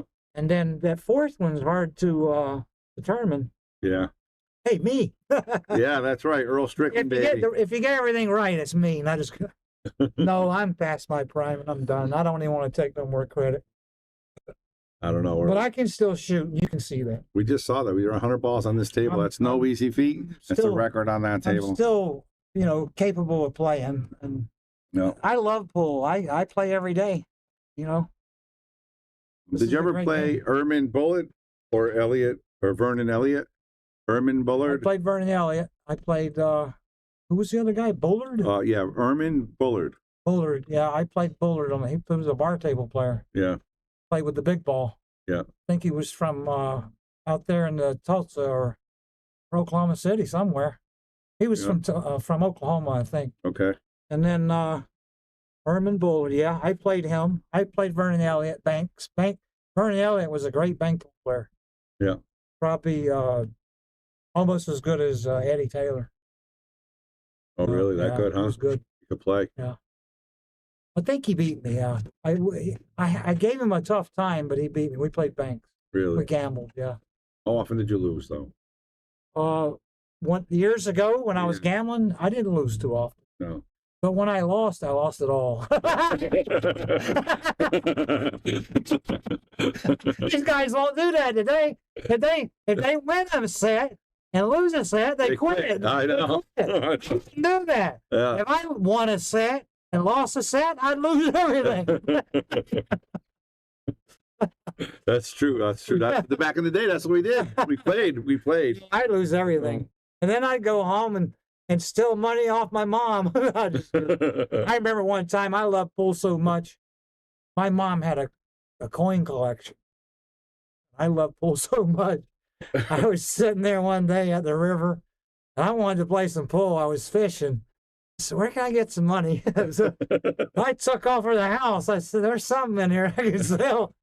And I took a couple of her coins and sold them. Yeah. Get some money to play pool. I got my butt whipped for that. Yeah. Tell you that. I got a lot of whippings over pool. Yeah. I really did. I loved it so much. Yeah, you wanted to play all the time. Yeah, right? I had to play. It was like a drug. Yeah, yeah, absolutely. It overwhelms you once, especially if you're a person like me that knew they were going to be good. Yeah. You know what I mean? Yep. That's what you want to do. I mean, I'm 11 years old, and I already know I'm going to be good one day. You know what I mean? Yep. And I got to do whatever I can to get to the pool table. You know what I mean? Whatever it took. Whatever it. I'd pick up Coke bottles. I'd driving down the road with a wagon. Yeah. Go sell them straight to the pool room. Work all day in the hot sun. Yeah. Cropping tobacco. We called it cropping. You know, tobacco. Yeah. Those who don't know, Earl grew up on a farm. Yeah, I grew up on a farm harvesting tobacco, cotton, soybeans. I'm the only pool player alive playing pool, still active, that picked cotton by hand. How about that? I believe that. And wow. I worked all day one day. I'll never forget it. I grew up with Pete Horn. I don't know if anybody knew. Somebody just mentioned Pete Horn. There it is. Pistol Pete Horn. Pete, yeah. I grew up with Pete Horn. We grew up in the same town, a little town in North Carolina called Roseboro, North Carolina. It's just east of Fayetteville. If you know where Fort Bragg is, I-95 goes right through there. Camp Lejeune's at the ocean. I'm in between Fayetteville and Camp Lejeune. I was born in Clinton, the next town in between Roseboro and Camp Lejeune, Jacksonville. So I grew up in this little town with Pete Horn, and he beat me unbelievable. He was 3-4 years older than me. When I was 12, he was like 16. He was like 4 years older than me. You know, he was grown up a little a little older, but sure, and drive and stuff. He beat me unmercifully. I had to go rob a bank to play him.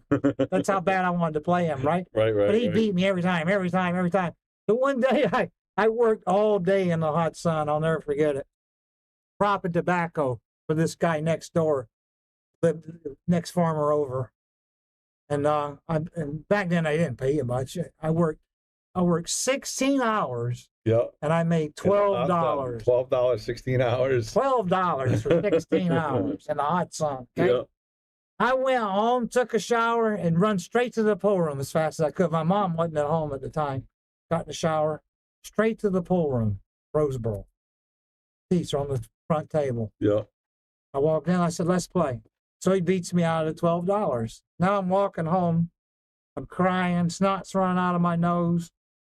I lay down in a ditch. I don't care if a damn water moccasin comes up and bites me. I don't even care about nothing. Right? I just want to win. You know what I mean? Yeah. And I'm crying. And I'm walk on home. Now I'm worried. Now I know my mom's gonna. She's gonna be pissed. So I walk in the door. Dad's sitting there. My mom's sitting there. They says, "Well, how'd you do today working?" I said, "Oh, I worked good. Well, made $12." They said, "Well, where's your money?" I says, "I ain't got it." I said, "Where is it?" I says, "I lost it to Pete at the pool room." So I got a whipping from both my parents that night. Double dip? Yeah. Unbelievable. How old are you, 12? 12 years old. 12 years old. Yeah. I love pool so much. I would do anything to be good at it, I wanted to beat Pete in front of all those people out there. Yeah. You know, it was the banker, the Chevrolet dealer guy, the ABC store clerk, you know what I mean? The lawyers, the doctors. They all hung around the pool rooms back then. Yeah. It was all the community, you know what I mean, in that town. Right. When we would play, they'd all watch, you know? And just once. It was like being in a movie or something. You know what I mean? Yeah. Just once I wanted to beat him in front of all those people, but I never did beat him. Never did beat him, huh? That guy was a good player. Yeah. And that guy that asked the question about Pete. Yeah. See, there, Pete could play. Yeah. He really could play, believe me. Yeah. So you look at that little dinky town in the middle of North Carolina, in the middle of nowhere, in the middle of a cotton patch, right? Two good players come out of that little stinking town. You know what I mean? It's funny, ain't it, huh? Yeah. Unbelievable. Wow. But that's where great athletes come from a lot of times. Yeah. Ephraim was born on the streets of Manila. Yeah. But I was born on a tractor, you know. But there was a pool table at the end of every row. Yeah, right. You know what I mean? Yep. We loved pool. Yep. And like you said, the whole town was there, right? And Ephraim had, too, right? You know, Ephraim got to a pool table, and that was his way out. They played outside. You know, Ephraim was doing the same thing I was doing when he was 12. Yeah. You know, trying to Except find you had chickens running around. trying to find a pool table. That's what but it was a great time. I wouldn't trade it for the world. The 70s, the 70s, the 60s, the late 60s, and the 70s and the early 80s were just 20 years of the greatest moments in the history of time. When did you win your first big tournament? How old were you when you won your first? I won the first big one in Dayton against Buddy. Yeah. I beat him twice. Yeah. Back then, they had to beat the guy twice. Yeah, full double elimination. Yeah, it's a race 11. I beat him 11-9, 11-9. I'll never forget the score. It was my first tournament. Yeah. And how old are you? I was, what was I, 20? I was 82. I was 21. 21? Yeah. First tournament I won, 21. Yeah.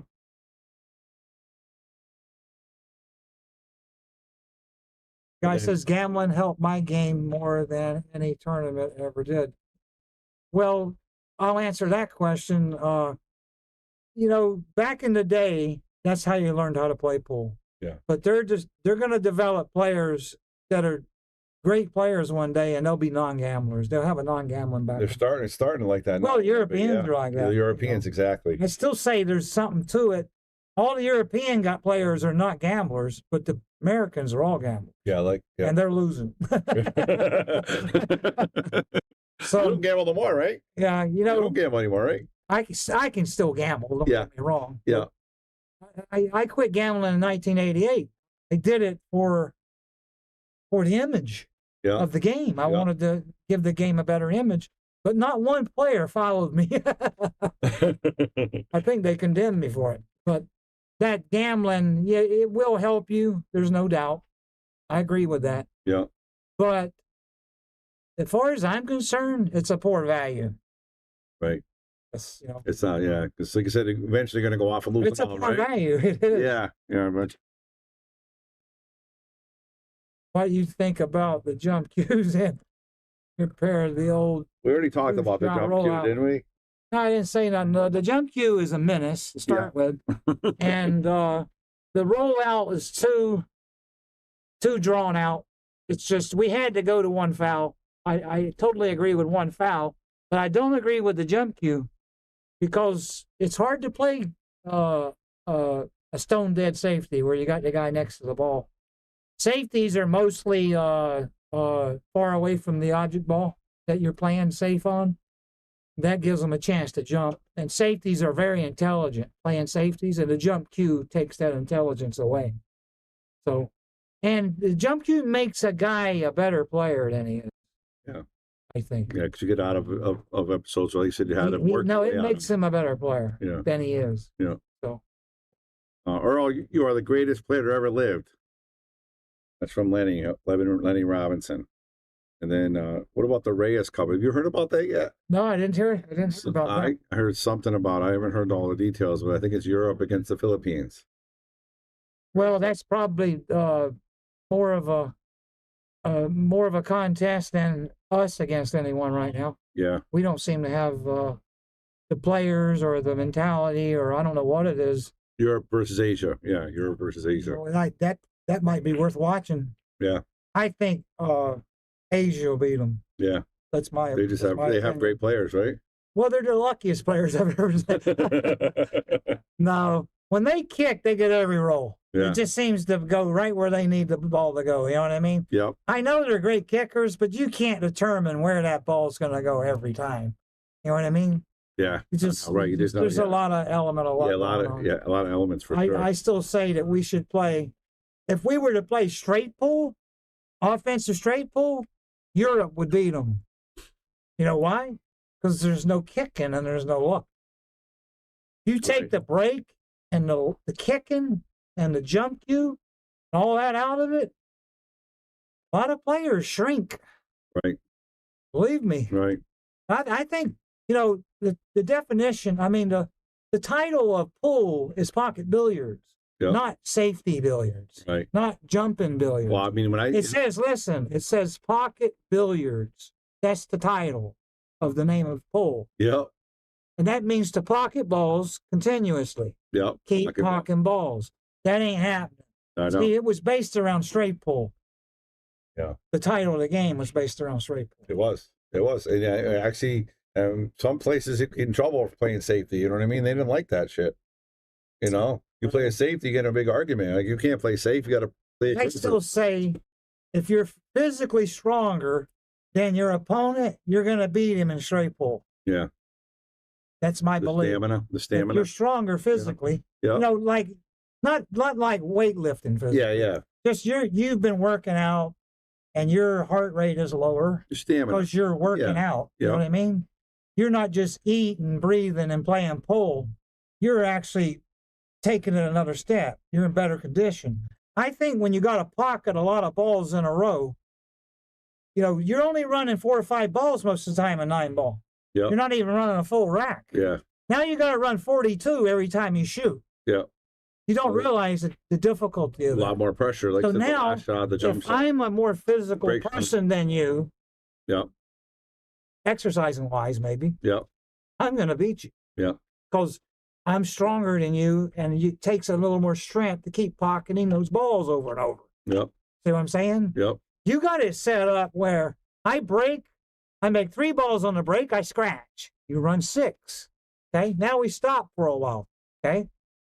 Wait from the rack, and he got to drink water and powder his head, sand the cue, and take his time, then get up, stroke the break 40 times.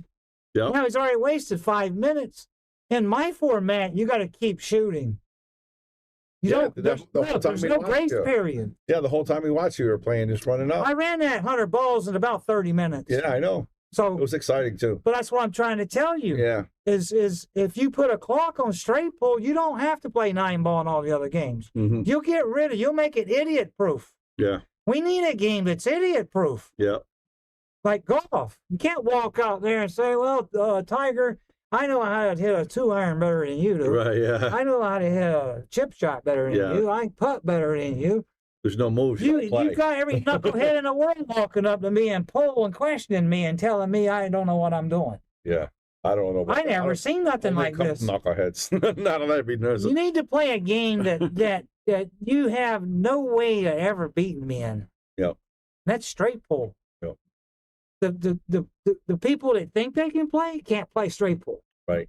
And people that take drugs can't play straight pull. Yeah. You understand? Focus, if you take drugs and play pull, you can't play straight pull on it. I'll promise you. Yeah.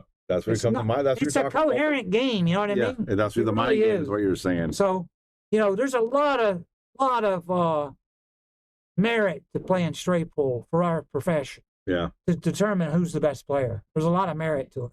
Yeah. So take that. Very cool. All right. Any other last questions before we get out of here? Let's see. Is there any player today who pockets the ability to remind you of yourself? Any young players remind you of yourself the way they pocket balls? Well, Shane Van Bowen. Yeah. He's as good a ball pocketer or better than I am. Yeah, he got the firepower like you have. I still got some shots off the end rail. Yep. I still think I'm better than him in spots. You know what I mean? Yep. But that guy's a phenomenal player. He has a phenomenal stroke. He's an incredible ball pocket. Yep. He's still the best player in the world. I don't care if he ain't ranked number 1 or not. Yeah. Because it's all luck. Yeah. And I told him a long time ago, a few years ago, I says, look, he lost to some guy, some knucklehead. I says, look, don't you realize this is luck? He's sitting there bewildered, I walked up to him. I said, don't you realize this is luck? You're going to lose to the most knucklehead people you ever seen.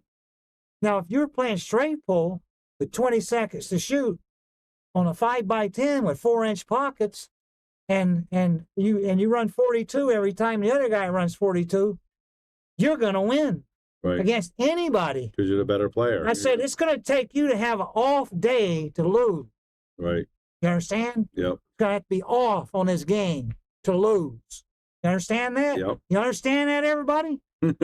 So what, all these games, you don't think one pocket's lucky? You're crazy. You're fools. And people that don't play pool are fools. Thank you, everybody. See you later. All right, guys. Have a good night. Hope you enjoyed Earl and his 100-ball run. This is Bobby Hilton saying, boom. See you guys later.